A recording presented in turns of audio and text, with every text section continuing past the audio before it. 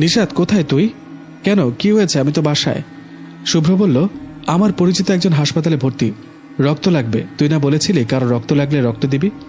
দিব। কোথায় আছেন উনি? কোন হাসপাতালে? তুই রেডি হয়ে বেরিয়ে আয়, আমি ও জাহিদ যাচ্ছি তোর বাড়ির দিকে, একসাথে যাব সবাই। ঠিক আছে, আয়। এ বলে আমি রেডি হলাম। কিছুক্ষণের মধ্যে ওরা দুজন চলে আসলো। তিনজন মিলে রওনা হলাম হাসপাতালের দিকে। হাসপাতালে যাবার পর আমি রক্ত দিলাম সেই অসুস্থ লোকটাকে। রক্ত দেওয়ার পর শুভ বলল, নিশাত, তুই রক্ত দিচ্ছিস, এখন যাওয়া ঠিক হবে না, মাথা ঘুরতে পারে। তুই এই বেডে শুয়ে একটু রেস্ট কর, আমি ও জাহিদ দেখে আসি এখন ওনার কি অবস্থা। এই বলে শুভ ও জাহিদ চলে গেলেন অসুস্থ লোকটার কাছে। আমি বেডের মধ্যে শুয়ে আছি, শরীরটা একটু দুর্বল লাগছিল, চোখটা লেগে আসছে, ঘুমিয়ে পড়ব। ঠিক তখনই একটা মেয়ে এসে বলল, কেমন আছেন? জি আলহামদুলিল্লাহ, ভালো। আপনি? সরি, আপনাকে তো চিনতে পারলাম না। আমাকে চিনবেন না, আমার মা অসুস্থ, এই হাসপাতালে ভর্তি। আমি দেখলাম আপনি একজনকে রক্ত দিলেন। ও আচ্ছা, ঠিকই দেখেছেন। অসুস্থ লোকটা আমার বন্ধুর কাছের কেউ। আপনি তো অনেক ভালো মানুষ, মানুষের উপকার করেন। আরে না, কি যে বলেন, রক্ত দিলে কি ভালো মানুষ হয় নাকি?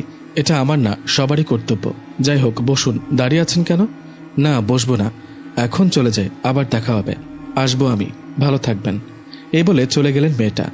এদিকে শুভ্র ও জাহিদ চলে আসলো। এসে আমাকে উদ্দেশ্য করে বলল, কিরে, কার সাথে কথা বলিস? ফোন আসছিল নাকি? আরে না, ফোন আসেনি। দেখলি না কত সুন্দরী মেয়ে? ভালোই হয়েছে, রক্ত দিতে এসে সুন্দরী একটা মেয়ের সাথে দেখা হলো। কত মায়াবী চেহারা। দোস্ত, দেখলি না, তোদের সামনে দিয়ে তো চলে গেল। আমার কথা শুনে শুভ ও জাহিদ একজন আরেকজনের দিকে তাকিয়ে বলে উঠল। জাহিদ বলল, হ্যাঁ রে, তুই কি পাগল হলি নাকি? আমরা তো কোনো মেয়েকে দেখতে পারলাম না। কোথায় মেয়ে? ওই রুম থেকে কথা শুনে মনে করছি তুই ফোনে কারোর সাথে কথা বলিস। ভালোই হয়েছে দেখিসনি, দেখলে নজর দিতি। নীলার সাথে ব্রেকআপ হবার পর প্রেম করার ইচ্ছেটাই মরে গিয়েছিল, কিন্তু বিশ্বাস কর, এই মেয়েটাকে দেখার পর কেমন জানি অন্যরকম ফিল অনুভব করলাম। আচ্ছা বাদ দে, চল, এখন সন্ধ্যা হয়ে গেছে, বাইরে গিয়ে কিছু খেয়ে বাসায় যাব। এই বলে তিন বন্ধু মিলে বাইরে গেলাম। বাইরে কিছু একটা খেয়ে আমি শুভ ও জাহিদকে বললাম, আচ্ছা এখন তাহলে বাড়িতে চলে যায়, কেমন? ভালো থাকিস, কালকে দেখা হবে। জবাবে শুভ বলল, নিশাত, একাই যেতে পারবি নাকি এগিয়ে দিয়ে আসবো? জানিস তো, ওই ঘটনার পর থেকে মাঝে মাঝে আমার সাথে অদ্ভুত কিছু ঘটছে। আমি বললাম, ওই ঘটনা কি ভুলতে পারি? শুধু তোর সাথে না, আমার সাথে অদ্ভুত কিছু ঘটে। আমাদের থেকে সেই বিপদটা কাটেনি, তাই সাবধানে থাকাটাই ভালো। যাই হোক, এখনো তেমন রাত হয়নি, আমি চলে যেতে পারবো, তোরা বাসায় যা। এই বলে ওদের কাছ থেকে বিদায় নিয়ে অটোতে করে রওনা করলাম বাড়ির দিকে। কিছুক্ষণ পর অটো থেকে নামলাম। 5 মিনিটের মতো পথ হেঁটে যেতে হবে। তো অটো থেকে নেমে হাঁটতে শুরু করলাম। ঠিক তখনই পেছন থেকে সে মেয়েটা ডাক দিল, যে মেয়েটাকে হাসপাতালে দেখেছিলাম। মেয়েটার ডাক শুনে পেছন ফিরে তাকালাম। ঠিক তখনই মেয়েটা বলল, কি ব্যাপার, আপনাকে কখন থেকে ডাকছি, শুনছেন না যে? আমি বললাম, কই, শুনতে পাইনি তো। আর আপনি এখানে কেন, কি করছেন এখানে? ওই তো সামনে আমার নানা বাড়ি, হাসপাতালে থাকতে ভালো লাগে না, তাই নানা বাড়িতে থাকবো ভাবছি। ও আচ্ছা, তাই নাকি? চলেন হাঁটতে হাঁটতে কথা বলি। আচ্ছা, আপনার মায়ের শরীর এখন কেমন? মেয়েটা বলল, এখন খানিকটা ভালো। আপনার বাড়ি কি এদিকে? এই তো সামনে। এভাবে মেয়েটার সাথে গল্প করছি আর হাঁটছি। হঠাৎ পেছন থেকে বাবা ডাক দিলেন।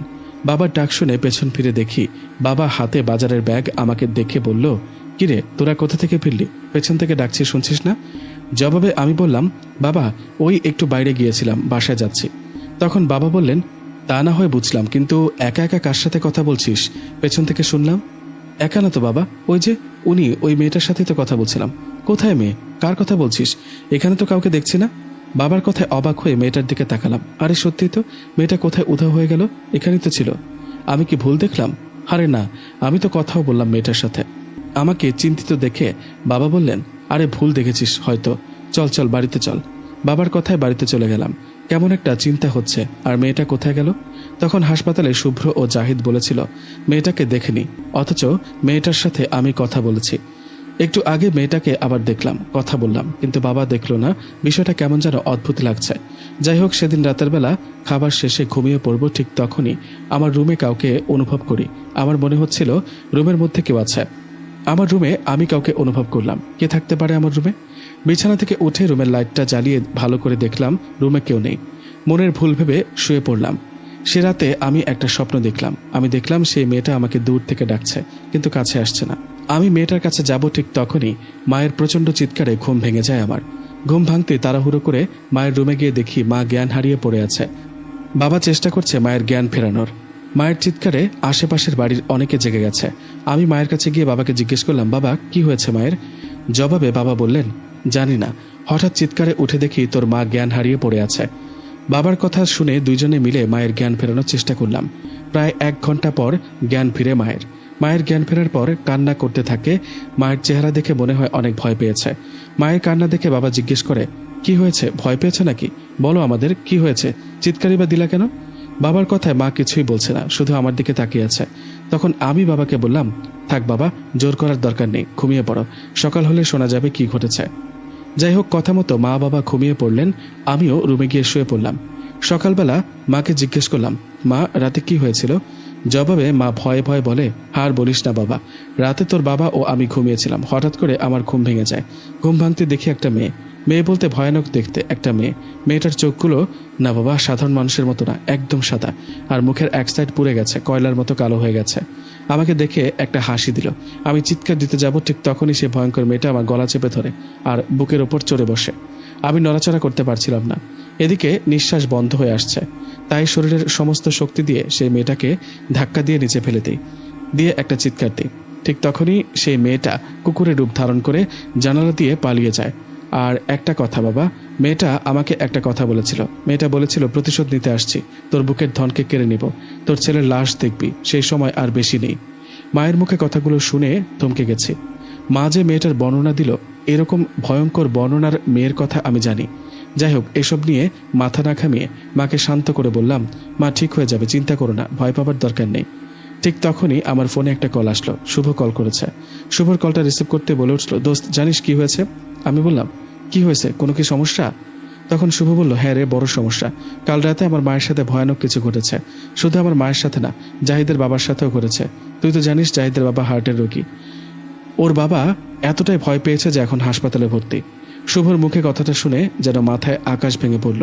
কি, আমার মায়ের মতো তাহলে 3 জনের মা বাবার সাথে একই ভয়ানক ঘটনা ঘটেছে? এটা কি করে হতে পারে?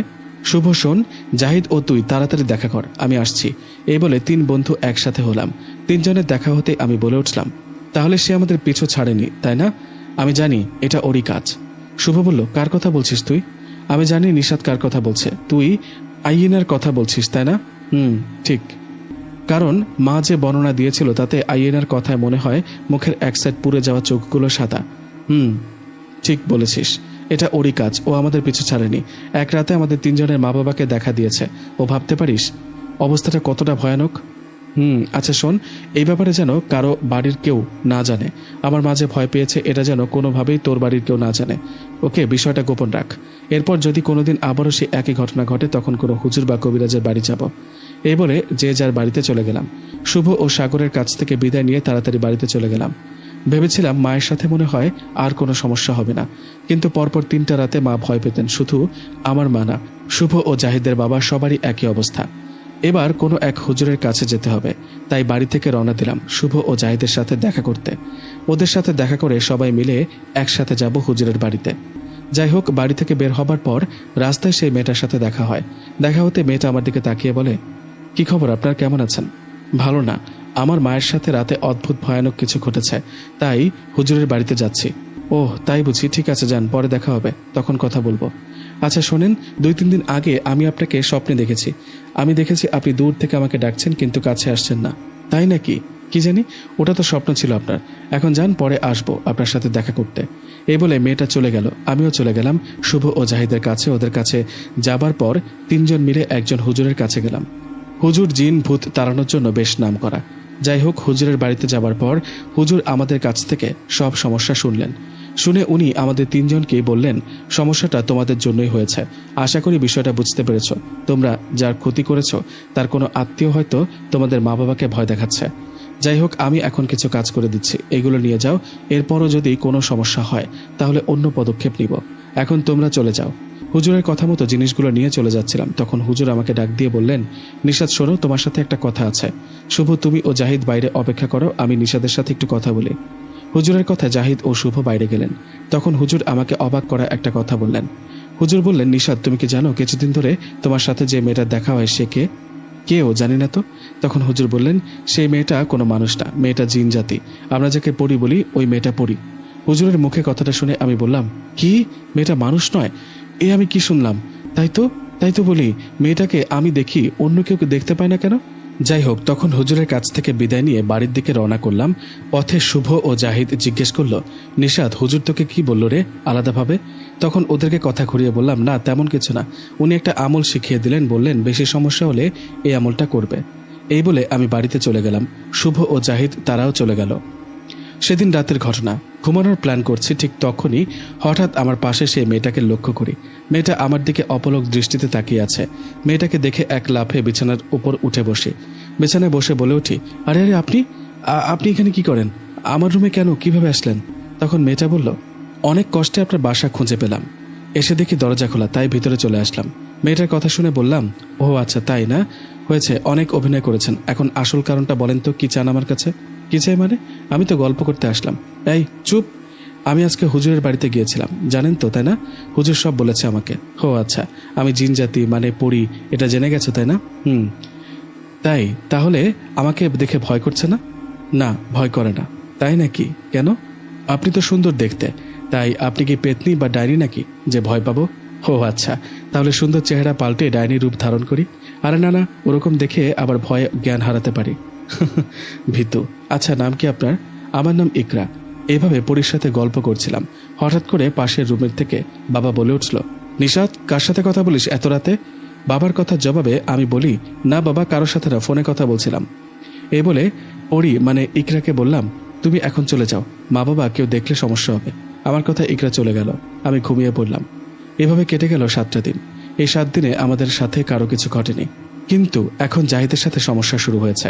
জাহিদ আমাকে ও শুভকে দেখা করতে বলে কথা মতো আমরা জাহিদের সাথে দেখা করি। ওর সাথে দেখা হতেই জাহিদ বলল, ভাই, এখন তো আমাদের মা বাবার সাথে সমস্যা হচ্ছে না, কিন্তু সমস্যাটা আমার সাথে শুরু হয়েছে। জাহিদের কথা শুনে আমি বলি, কি হয়েছে বলতো? তখন জাহিদ বলে, শোন তাহলে, কাল রাতে ঘুমিয়েছিলাম, হঠাৎ ঘুম ভেঙে যায় একটা আওয়াজে। আওয়াজটা পেয়ে চোখ খুলে দেখি আমার 2 পায়ে একটা কালো সাপ পেঁচিয়ে ধরেছে। আমি আরও দেখলাম আমার পায়ের কাছে একটা কালো ছায়ার মতো অবয়ব দাঁড়িয়ে আছে। সেই অবয়বটার চোখে চোখ পড়ার পর আমি আর কিছু বলতে পারছিলাম না। আমি মনে হয় কন্ট্রোল হারিয়ে ফেলছি, একদম চুপ হয়েছিলাম। তখন সেই কালো অবয়বটা আমাকে উদ্দেশ্য করে বলে উঠল, প্রতিশোধ দিতে আসছি রে, প্রতিশোধ। সময়টা আর বেশি নেই তোর, বুক থেকে কলিজাটা বের করে নিব। এই বলে একটা বিকট হাসি দিয়ে চলে গেল। ভয়ে আমি কিচ্ছু বলতে পারছি না, শুধু দেখেই গেলাম। অবয়বটা চলে যাবার পর ভয়ে আর ঘুমায়নি, রুমের লাইট জ্বালিয়ে বসেছিলাম। ওদিকে মা বাবাকেও কিছু বলতে পারিনি। এখন তোরা বল কি করব? জাহিদের মুখে কথাগুলো শোনার পর আমি ও শুভ বেশ অবাক হয়ে যাই। আমি জাহিদকে শান্ত করে বলি, দেখ জাহিদ, এই কথাগুলো বাড়িতে বলা ঠিক হবে না। কাল রাতের মতো যদি সামনে আরও কোনোদিন কিছু ঘটে, তাহলে তোকে নিয়ে একজন কবিরাজের কাছে যাব, চিন্তা করিস না। এই বলে যে যার মতো বাড়িতে চলে গেলাম। গত রাতের মতো আজকে রাতেও ইকরা পড়ি আমার রুমে আসে। ওকে দেখে বলি, ও আজকেও আসছো? সাবধান, আস্তে কথা বলো, মা বাবা বুঝে ফেলবে আবার। আমার কথা শুনে ইকরা বলল, শুনলে কি হবে? শুনলে সন্দেহ করবে। তাই নাকি? সন্দেহ করলে করবে, তাতে আমার কি? আমি রোজ রাতে তোমার রুমে আসবো তোমাকে দেখতে। কেন? আমাকে দেখার কি আছে? আমি কে তোমার? তুমি আমার ভালো লাগার কেউ। সত্যি বলতে তোমাকে আমার ভালো লাগে, তাই তোমার পিছু নিয়েছি, তাই তোমার কাছে আসি। কিন্তু আমি তো মানুষ, তুমি পড়ি, কিভাবে ভালোবাসা সম্ভব? কেউ মেনে নেবে না, সেটা পরে দেখা যাবে, সময় হলে মানবে সবাই। আমাকে কি তোমার ভালো লাগে না? সেটা বলিনি। সত্যি বলতে তোমাকেও আমার ভালো লাগে, কিন্তু চিন্তা হচ্ছে অন্য সবার জন্য, কেউ কি মানবে? সময় হলে ঠিকই মানবে। আচ্ছা শোনো, আমি এখন চলে যাচ্ছি, একটা কাজ আছে, কালকে দেখা হবে। এই বলে চলে গেল ইকরা। আমিও ঘুমিয়ে পড়লাম। খুব সকালে শুভর ফোন আসে। এত সকালে শুভ কল করেছে কেন? ফোনটা রিসিভ করে ঘুমের ঘোরে বলে উঠলাম, কিরে শুভ, এত সকালে ফোন করেছিস কেন? ঘুমাতে দিবি না? তখন শুভ বলে উঠল, নিশাদ, একটা খারাপ খবর আছে। জাহিদ? কি? জাহিদের কি হয়েছে? ওর কি আজকে রাতে ভয় পেয়েছে নাকি? না ভাই, জাহিদ আর বেঁচে নেই, ও মারা গেছে। শুভর মুখে কথাটা শুনে এক লাফে বিছানা থেকে উঠলাম। আরে কি বলিস? রাতে উল্টোপাল্টা সব স্বপ্ন দেখেছিস নাকি পাগলের মতো কথা বলছিস? না ভাই, ঠিকই বলেছে। আমি এখন জাহিদের বাড়িতে, তুই তাড়াতাড়ি আয়। শুভর কথায় তাড়াতাড়ি চলে গেলাম জাহিদদের বাড়িতে। সবাই কান্নাকাটি করছে। আমি পৌঁছাতেই শুভ বলল, নিশাত আসছিস? দেখ জাহিদের শরীরটা কেমন কালো হয়ে আছে। শোন, এদিকে আয়। এই বলে ফাঁকা কোথাও চলে গেলাম আমি ও শুভ। তখন শুভ বলল, নিশাত, আমি শিওর এটা কোনো স্বাভাবিক মৃত্যু না। ওর কথার জবাবে আমি বলি, হ্যাঁ ঠিক বলেছিস, কিন্তু এটা যেন না জানে। শুভ 2-1 দিনের মধ্যেই বড় হুজুর বা কোনো কবিরাজের বাড়ি যেতে হবে আমাদের, নয়তো জাহিদের মতো আমাদেরও একই অবস্থা হবে। এই বলে আমি ও শুভ দুজনে আবারও জাহিদের লাশের পাশে গিয়ে দাঁড়ালাম। হঠাৎ আমি খেয়াল করলাম জাহিদের হাতের মধ্যে কিছু একটা চিহ্ন দেখা যাচ্ছে। আমার কথা শুনে শুভ জাহিদের হাতের দিকে তাকিয়ে বলল, ঠিকই তো, ওর হাতে ঈগল পাখির মতো একটা চিহ্ন। এটা দেখে কাউকে কিছু বলতে পারিনি, চুপ করেছিলাম। এর কিছুক্ষণ পর জাহিদের মাটি হয়। খুব ভালো বন্ধু ছিল আমাদের, এভাবে ও মারা যাবে ভাবতে পারিনি। যাই হোক, জাহিদের মাটি শেষে আমি ও শুভ হাঁটতে হাঁটতে বাড়ির দিকে রওনা করি। দুজনেরই মন খারাপ, হাঁটছে আর দুজনে কথা বলছে। কথার এক ফাঁকে আমি শুভকে বলি, শুভ শোন, তোকে একটা কথা বলার ছিল। জানি হয়তো কথাটা বিশ্বাস করবি না, তবুও শোন। আমি একটা পরীকে ভালোবাসি, ওর নাম ইকরা। শুধু আমি না, ইকরাও আমাকে ভালোবাসে। আমার কথা শুনে শুভ বলল, আরে মজা করিস না তো, জানিস তো মন খারাপ, এটা কি মজা করার সময়? এই কথার জবাবে আমি বললাম, ভাই বিশ্বাস কর, সত্যি বলছি। তুই বললে আমি তোকে দেখাবো, বুঝলি? এটা সত্যি। আর হ্যাঁ, আজকে রাতে ইকরা যদি আমার কাছে আসে তাহলে ওকে জিজ্ঞেস করব জাহিদের মৃত্যুর কি কারণে হলো, আর তোর আর আমার সাথে জাহিদের মতো ভয়ানক কিছু ঘটবে কিনা। তখন শুভ বলল, ঠিক আছে, বলে দেখিস কি বলে তোর পরি। আচ্ছা, এখন বাড়িতে যা, কাল দেখা হবে। শুভর কথায় বাড়িতে চলে আসলাম। সেই রাতে ইকরা আমার কাছে আসলো। ও এসে আমাকে বলল, কি হয়েছে মহারাজ, আপনার মন খারাপ কেন? আমার বন্ধু জাহিদ মারা গেছে তাই। আচ্ছা শোনো, একটা কথা জানার ছিল, খুব জরুরি। আমার বন্ধু জাহিদ কি কারণে মারা গেল, ওর সাথে নিশ্চয়ই ভয়ানক কিছু ঘটেছে, তুমি শুধু একটু দেখো জিন পরীর কারণে ওর মৃত্যু হলো কিনা। তখন ইকরা বলল, ও আচ্ছা এই কথা, ঠিক আছে, আমি খোঁজ নিয়ে কিছুক্ষণ পর আসছি। এই বলে চলে গেল। বেশ কিছুক্ষণ পর ইকরা আবার চলে আসলো। এসে আমাকে উদ্দেশ্য করে ইকরা বলল, তুমি ঠিকই বলেছ, তোমার বন্ধুর মৃত্যু স্বাভাবিক ছিল না। একটা খারাপ জিন তোমার বন্ধুকে মেরে ফেলেছে। আমি সেই জিনটার সাথে কথা বলেছি, সে বলল শুধু জাহিদ না, সে তোমার আর তোমার বন্ধু শুভ, তোমাদেরও নাকি ক্ষতি করবে, মেরেও ফেলতে পারে। তাই নাকি? কি বলো, এখন কি হবে? ভয় পেও না, আমি আছি তো। শোনো, আমি তোমাকে ওই জিনটার হাত থেকে বাঁচাতে পারবো ঠিকই, কিন্তু ওকে কিছু করতে পারবো না। ওকে সাহায্য করতে পারবে মানুষ, মানে কবিরাজ। তুমি ভালো কোনো কবিরাজের কাছে যাও। কোথায় যাব? কোথায় ভালো কবিরাজ পাবো? আমি জানি একজন কবিরাজ আছে, উনি খুবই ভালো। তাই নাকি? তাহলে ঠিকানা বলো, সকাল হলেই ওনার কাছে যাব। না, সকালে গেলে হবে না, এখনই যেতে হবে। ওই কবিরাজ রাতের বেলা একা একা ধ্যান করে। এখন ওনাকে গিয়ে তোমাদের সব সমস্যা বলবে, উনি রাতের বেলায় ওনার সাথে থাকা জিনকে দিয়ে তোমার কাজ করে দিবে। তুমি এখনই চলো, ভয় পেও না, আমি আছি তোমার সাথে। ইকরার কথা শুনে মনে মনে ভাবলাম, ও তো আমার সাথে আছে। তাই ওর কথায় রাজি হয়ে আস্তে করে দরজাটা লাগিয়ে বেরিয়ে পড়লাম ইকরার সাথে। ইকরা আমার সাথে সাথে হাঁটছে। অন্ধকার রাত, সবাই হয়তো ঘুমিয়ে পড়েছে। হাঁটতে হাঁটতে একসময় দাঁড়িয়ে গেলাম, কারণ আমার সামনে কালো ছায়ার মতো কে যেন দাঁড়িয়ে আছে। আমি দাঁড়িয়ে মনে সাহস নিয়ে বললাম, কে? সামনে কে আমার? কিন্তু আমার কথা শুনে কেউ কিছু বলল না, বরং আমার আরও সামনে এগিয়ে আসলো। আমার দিকে এগিয়ে আসতেই আমি তাদের চেহারাটা দেখতে পেলাম। ওদের চেহারাটা এত ভয়ঙ্কর ছিল বলার মতো না। সবাই এক দৃষ্টিতে আমার দিকে তাকিয়ে আছে। ভয়ে আমার শরীরের লোম দাঁড়িয়ে গেল। আমি 2 পা পেছনে গিয়ে ভয়ে ইকরাকে ডাক দিলাম, বলে উঠলাম, ইকরা, এরা কারা দেখো। এই বলে ইকরার দিকে তাকালাম। আরে, ইকরার আবার কি হলো? ওর চোখগুলো রক্তের মতো লাল হয়ে গেল কেন? ইকরার কথা বলছে না কেন? এরা কারা? আমার পথ আটকে দাঁড়িয়ে আছে। তখন ইকরা বলল, এরা আমার লোক। ওর কথা শুনে বললাম, মানে কি? কি বলো, এরা কি চায়? তখন ইকরা ভয়ানকভাবে হাসতে হাসতে বলল, তোর জান চায়, দিয়ে দে। ওর কথাটা শুনে অবাক হয়ে বললাম, কি বলছো এগুলো? তখন ইকরা বলল, ঠিকই বলছি, বোকা, তুই খুবই বোকা। আমি ইকরা না, আমার নাম রূপা। কি কি বলো? তুমি তো আমাকে বলেছে তোমার নাম ইকরা, আর তুমি এরকম ভাবে কথা বলছো কেন? তুমি তো আমাকে ভালোবাসো, তাই না? আমার কথা শুনে ইকরা হাসতে হাসতে বলল, কিসের ভালোবাসা? সব অভিনয়। আমি তোকে ভালোবাসতে আসিনি রে, প্রতিশোধ নিতে আসছি। ওর কথা শুনে বললাম, প্রতিশোধ? কিসের প্রতিশোধ? তখন ইকরা বলল, আমার বোনের মৃত্যুর প্রতিশোধ। তোদের কারণে আমার বোন মারা গেছে, কাউকে ছাড়বো না আমি। তুইও শুভ, দুজনেই মারা যাবি। শোন, তোর বন্ধু জাহিদকে কেউ মারেনি, আমি মেরেছি। আমি তোর মা, শুভর মা ও জাহিদের বাবাকে রাতে ভয় দেখিয়েছি। আরে আমি সে যে এখন তোকে মেরে ফেলবো। তোকে কোনো কবিরাজের কাছে নিয়ে যাবার জন্য বাহিরে নিয়ে আসিনি, তোকে মেরে ফেলার জন্য নিয়ে আসছি। ওর কথা শুনে মাথায় আকাশ ভেঙে পড়ল। কি বলে এগুলো? অবাক হয়ে ওকে জিজ্ঞেস করলাম, বোন, কে তোমার বোন? তখন ইকরা বলল, আমার কথা শুনে ইকরা বলল, আমার বোন আইয়িনা। আমার বোন মারা যাবার জন্য তোরা 3 বন্ধু দায়ী। ছাড়বো না, কাউকে ছাড়বো না। এই বলে ইকরা আমাকে সজোরে একটা আঘাত করলো। আমি ছিটকে গিয়ে একটা গাছের সাথে বাড়ি খেলাম। বুকের মধ্যে অনেক ব্যথা পেয়েছি, মুখ দিয়ে রক্ত বের হয়েছে, ঠিকমতো কথাও বলতে পারছিলাম না। তবুও ইকরাকে উদ্দেশ্য করে বললাম, ইকরা, তোমার বোন তো মরেনি, তাহলে আমরা দায়ী হই কিভাবে? আগে পুরো কথাটা শোনো। তোমার বোন আইয়িনা মারা যায়নি, ওকে বোতলে বন্দি করে রাখা হয়েছে। আমি পুরো ঘটনাটা বলি, শোনো। 1 মাস আগের কথা, জাহিদ আমাকে আর শুভকে ফোন দিয়ে দেখা করতে বলে। ওর কথা মতো আমি ও শুভ দুজনে দেখা করি। দেখা হতে জাহিদ আমাকে আর শুভকে বলে, ওর ছোট ভাইকে পরি ধরেছে, তাই কবিরাজের বাড়ি যেতে হবে। জাহিদের কথা মতো আমরা একটা কবিরাজের বাড়িতে যাই। গিয়ে দেখি সেই কবিরাজকে জাহিদের বাড়িতে নিয়ে আসি। কবিরাজ জাহিদের বাড়িতে এসে ওর ছোট ভাইয়ের ওপর আইয়েনা ওকে হাজির করে, যাকে তুমি বোন বলছো। তো আইয়েনা জাহিদের ছোট ভাইয়ের শরীরে হাজির হয়। তখন কবিরাজ বলে, কেন ছেলেটার পিছু নিয়েছিস, কেন ওর শরীরে ভর করিস? তখন আইয়েনা বলে, ওকে আমার ভালো লাগে তাই ওর কাছে আসি, আমাদের মাঝে তুই আসবি না, তাহলে তোকেও মেরে ফেলবো। এই বলে কবিরাজের গালে একটা থাপ্পড় দিয়ে আইয়েনা চলে যায়। তখন কবিরাজ আমাদের বলে, ওই পরীটা অনেক শক্তিশালী, ওকে সাহায্য করতে একটা কাজ করতে হবে। এই বলে কবিরাজ আমাদের বলে, তোমাদের একটা কাজ করে দিতে হবে, কোনো এক অবস্থান থেকে একটা কঙ্কালের মাথা নিয়ে আসতে হবে। কঙ্কালের মাথা দিয়ে ধ্যান করে সেই পরীটাকে জাহিদের ভাইয়ের কাছ থেকে সরাবো, ওকে বোতলে বন্দি করব। কবিরাজের কথা শুনে আমরা তিনজনে রাজি হই। আমরা ভাবি, ও এ আবার এমন কি? এই ভেবে পরের দিন রাতের বেলা আমি, শুভ ও জাহিদ একটা কবরস্থান থেকে একটা কঙ্কালের মাথা নিয়ে এসে কবিরাজকে দিই। কঙ্কালের মাথাটা নিয়ে কবিরাজ কি জানি করে পরে আবারও জাহিদের ভাইয়ের ওপর আইয়েনা পরীকে হাজির করে। হাজির হবার পর আইয়েনা আবারও কবিরাজকে নানাভাবে ভয় দেখাতে থাকে। তখন কবিরাজ আইয়েনাকে বলে, যদি ছেলেটার কাছ থেকে চলে যেতে না চায় তাহলে বোতলে বন্দি করবে। কিন্তু আইয়েনা কোনোভাবে রাজি হচ্ছিল না, তাই কবিরাজ কঙ্কালের মাথাটা দিয়ে কি জানি করতে থাকে।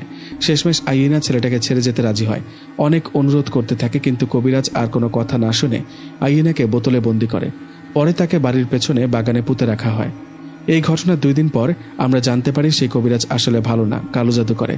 আর আমার ও শুভ আইয়েনার জন্য খারাপ লাগে, কারণ সে কিন্তু জাহিদ ভাইকে ছেড়ে যেতে রাজি হয়েছে, অনেক অনুরোধ করেছে, কিন্তু কবিরাজ তার কথা না শুনে আইয়েনাকে বোতলে বন্দি করে মাটিতে পুঁতে রাখছে।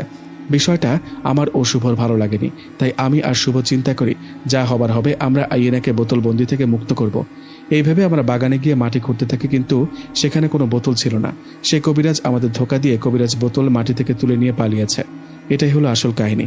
তোমার বোন মরেনি, ও বোতলে বন্দি। আমার মুখে এসব ঘটনা শুনে ইকরা বলল, চুপ, একদম চুপ। তুই জানিস সেই কবিরাজ কি করেছে আমার বোনের সাথে? কবিরাজ আমার বোনকে তার গোলাম বানাতে চেয়েছে। এতে আমার বোন রাজি না হয় মেরে ফেলেছে ওকে। আমি আমার বোনকে হারিয়েছি, আমি কাউকে ছাড়বো না। এই বলে আমার দিকে এগিয়ে আসতে শুরু করলো। আমি বারবার বলছি, ইকরা সত্যি আমি কিচ্ছু করিনি, কিন্তু ইকরা ভয়ানকভাবে আমার দিকে এগিয়ে আসতে লাগলো। ঠিক তখনই পেছন থেকে দৌড়ে আসলো হুজুর। হুজুরের পাশে শুভ দাঁড়িয়ে আছে। হুজুর এসে ইকরার চারিদিকে একটা লাঠি দিয়ে বৃত্ত আঁকলেন দোয়া পড়তে পড়তে। সে বৃত্তর মধ্যে আটকা পড়লেন ইকরা ও তার সাথে আসা জিনগুলো। ওদেরকে আটকানোর পর হুজুর বলল, ভয় পেও না, আর কোনো ভয় নেই। এদিকে শুভ দৌড়ে আমার কাছে এসে দাঁড়ালো। তখন হুজুর বলে উঠল, এরা এই গোল বৃত্ত থেকে বেরোতে পারবে না, আমি এদেরকে বোতলে বন্দি করে পানিতে ফেলে দেব। তখন আমি বলে উঠলাম, না হুজুর, এটা করবেন না, ওদের কোনো দোষ নেই, আমাকে অন্য খারাপ জিন আক্রমণ করেছিল, এরা বাঁচিয়েছে আমাকে। কিন্তু হুজুর সবই বুঝেছিলেন, তাই আমাকে উদ্দেশ্য করে বললেন, মিথ্যা বলছো তাই না? যাদের জন্য মিথ্যা বলছো, যাদের ছেড়ে দিতে বলছো, তারা কিন্তু ভবিষ্যতে তোমার ক্ষতি করতে পারে। তখন জবাবে আমি বললাম, যা করার করবে হুজুর, আপনি ছেড়ে দেন ওদের। আমার কথা শুনে হুজুর মুচকে একটা হাসি দিয়ে সেই বৃত্ত থেকে তাদের মুক্ত করে দিল। মুক্ত হবার পর ইকরা আমার দিকে তাকিয়ে সেখান থেকে বাতাসে মিলিয়ে গেল। ইকরা আমার দিকে তাকিয়ে ওখান থেকে চলে গেল। আমি আহত অবস্থায় পড়ে আছি। শুভ আমাকে ধরে উঠালো, পাশে হুজুর দাঁড়ানো। হুজুর বললেন, নিশাদ, এখন আর কোনো ভয় নেই, তোমরা বাড়িতে চলে যাও। হুজুরের কথায় শুভ আমাকে নিয়ে আমার বাড়ির দিকে রওনা করলো। পথে আমি শুভকে জিজ্ঞেস করলাম, আচ্ছা শুভ, আমি যে ইকরার সাথে এখানে আছি সেটা তুই জানলি কি করে, আর হুজুরের দেখাই বা কোথায় পেলি? তখন বলল, আমি হুজুরের কাছে যাইনি, হুজুর আমার কাছে আসছে। তোমার মনে আছে একবার আমরা হুজুরের কাছে গিয়েছিলাম, তখন হুজুর তোকে আলাদাভাবে ডেকে বলেছিল ইকরা কোনো মানুষ না, ও পড়ি। হুজুর কিন্তু তখন জানতো ইকরার খারাপ মতলব, তোর সাথে ভয়ানক কিছু ঘটতে পারে, তাই হুজুর আর আমি সময় মতো তোকে বাঁচাতে এসেছি। শুভ কথা শুনে বললাম, ও এই কথা, অনেক ধন্যবাদ ভাই তোকে আর হুজুরকে। সময় মতো না আসলে তোরা হয়তো ইকরা প্রতিশোধ নেবার রাগে আমাকে মেরেই ফেলতো। তখন শুভ বলল, আচ্ছা তুই না বলেছিলি ইকরা তোকে ভালোবাসে, তুইও ওকে ভালোবাসিস, তাহলে ও কেন তোকে মারতে চাইলো? এটাই তো বুঝলাম না। ওর কথা জবাবে আমি বললাম, আরে ইকরা হলো আইয়েনার বোন, তুই জানিস ওই কবিরাজ নাকি আইয়েনাকে মেরে ফেলেছে, তাই ইকরা ওর বোনের প্রতিশোধ নিতে এসব করেছে আমার উপর। আর ওর চোখে তুই, আমি, জাহিদ সবাই অপরাধী। আমার কথাগুলো শুনে শুভ অবাক হয়ে বলল, কি বলিস কি, ইকরা আইয়েনার বোন? কিন্তু তুই ওকে বলিসনি এখানে আমাদের কোনো দোষ নেই? বলেছিলাম, কিন্তু আমার কথা বিশ্বাসই করলো না। আচ্ছা বাদ দে, বাড়ি চলে আসছি। শোন না, মা বাবা যদি জিজ্ঞেস করে আমার এই অবস্থা কেন, বলবি অটো থেকে পড়ে গিয়ে সামান্য ব্যথা পেয়েছি। এই বলে বাড়িতে আসলাম। একটু পর শুভ ওর বাড়িতে চলে গেল। পুরো শরীর ব্যথা করছে। মা বাবা আমাকে জিজ্ঞেস করছিল, এই রাতের বেলা কোথায় গেছিলি? তখন ওদেরকে বলি, আসলে শুভর বোনকে দেখতে আসছে বিয়ের জন্য, সেখানে গিয়েছিলাম। ওখান থেকে বাড়িতে আসতে একটা অটো থেকে পড়ে গেছি। যাই হোক, মা বাবা এই বিষয়টি আর কথা বাড়াননি। মন খারাপ করে শুয়ে আছে, কারণ ইকরাকে সত্যি অনেক ভালোবেসে ফেলেছি। কিভাবে ভুলবো ওকে? ইকরা হয়তো প্রতিশোধ নিতে আমার সাথে প্রেমের অভিনয় করেছে, কিন্তু আমি তো ওকে সত্যি ভালোবেসে ফেলেছিলাম। কি আর করার, মন খারাপ করেই ঘুমিয়ে পড়ছিলাম। এই ঘটনার 2 দিন পর এক রাতের ঘটনা। ফোনে শুভর সাথে কথা বলছিলাম পড়াশোনার বিষয়ে। হঠাৎ আমি আমার রুমে কারো উপস্থিতি টের পাই। আমি বুঝতে পারি এটা আর কেউ না, এটা ইকরা। আমি তখন শুভকে বলি, শুভ এখন রাখ, কালকে কথা বলবো। এই বলে ফোনটা রেখে দেই আর বলে উঠি, কেন আসছো? জবাবে কোনো উত্তর আসলো না। আমি আবারও বলে উঠলাম, কেন আসছো বলো? তখন জবাবে ইকরা বলল, আমার দিকে তাকিয়ে কথা বলো। মুখটা ওদিকে করে কথা বলছো কেন? ওর কথার জবাবে আমি বলি, তোমার মুখ আমি দেখতে চাই না। কেন আসছো? আমাকে মেরে ফেলতে আসছো? আসো, মেরে ফেলো। তখন ইকরা বলল, আসলে সরি, মাফ করে দাও। কিসের মাফ? ভুল করলে তো মাফ করব, অপরাধী তো আমি, তাই না? আমাকে মেরে ফেলো।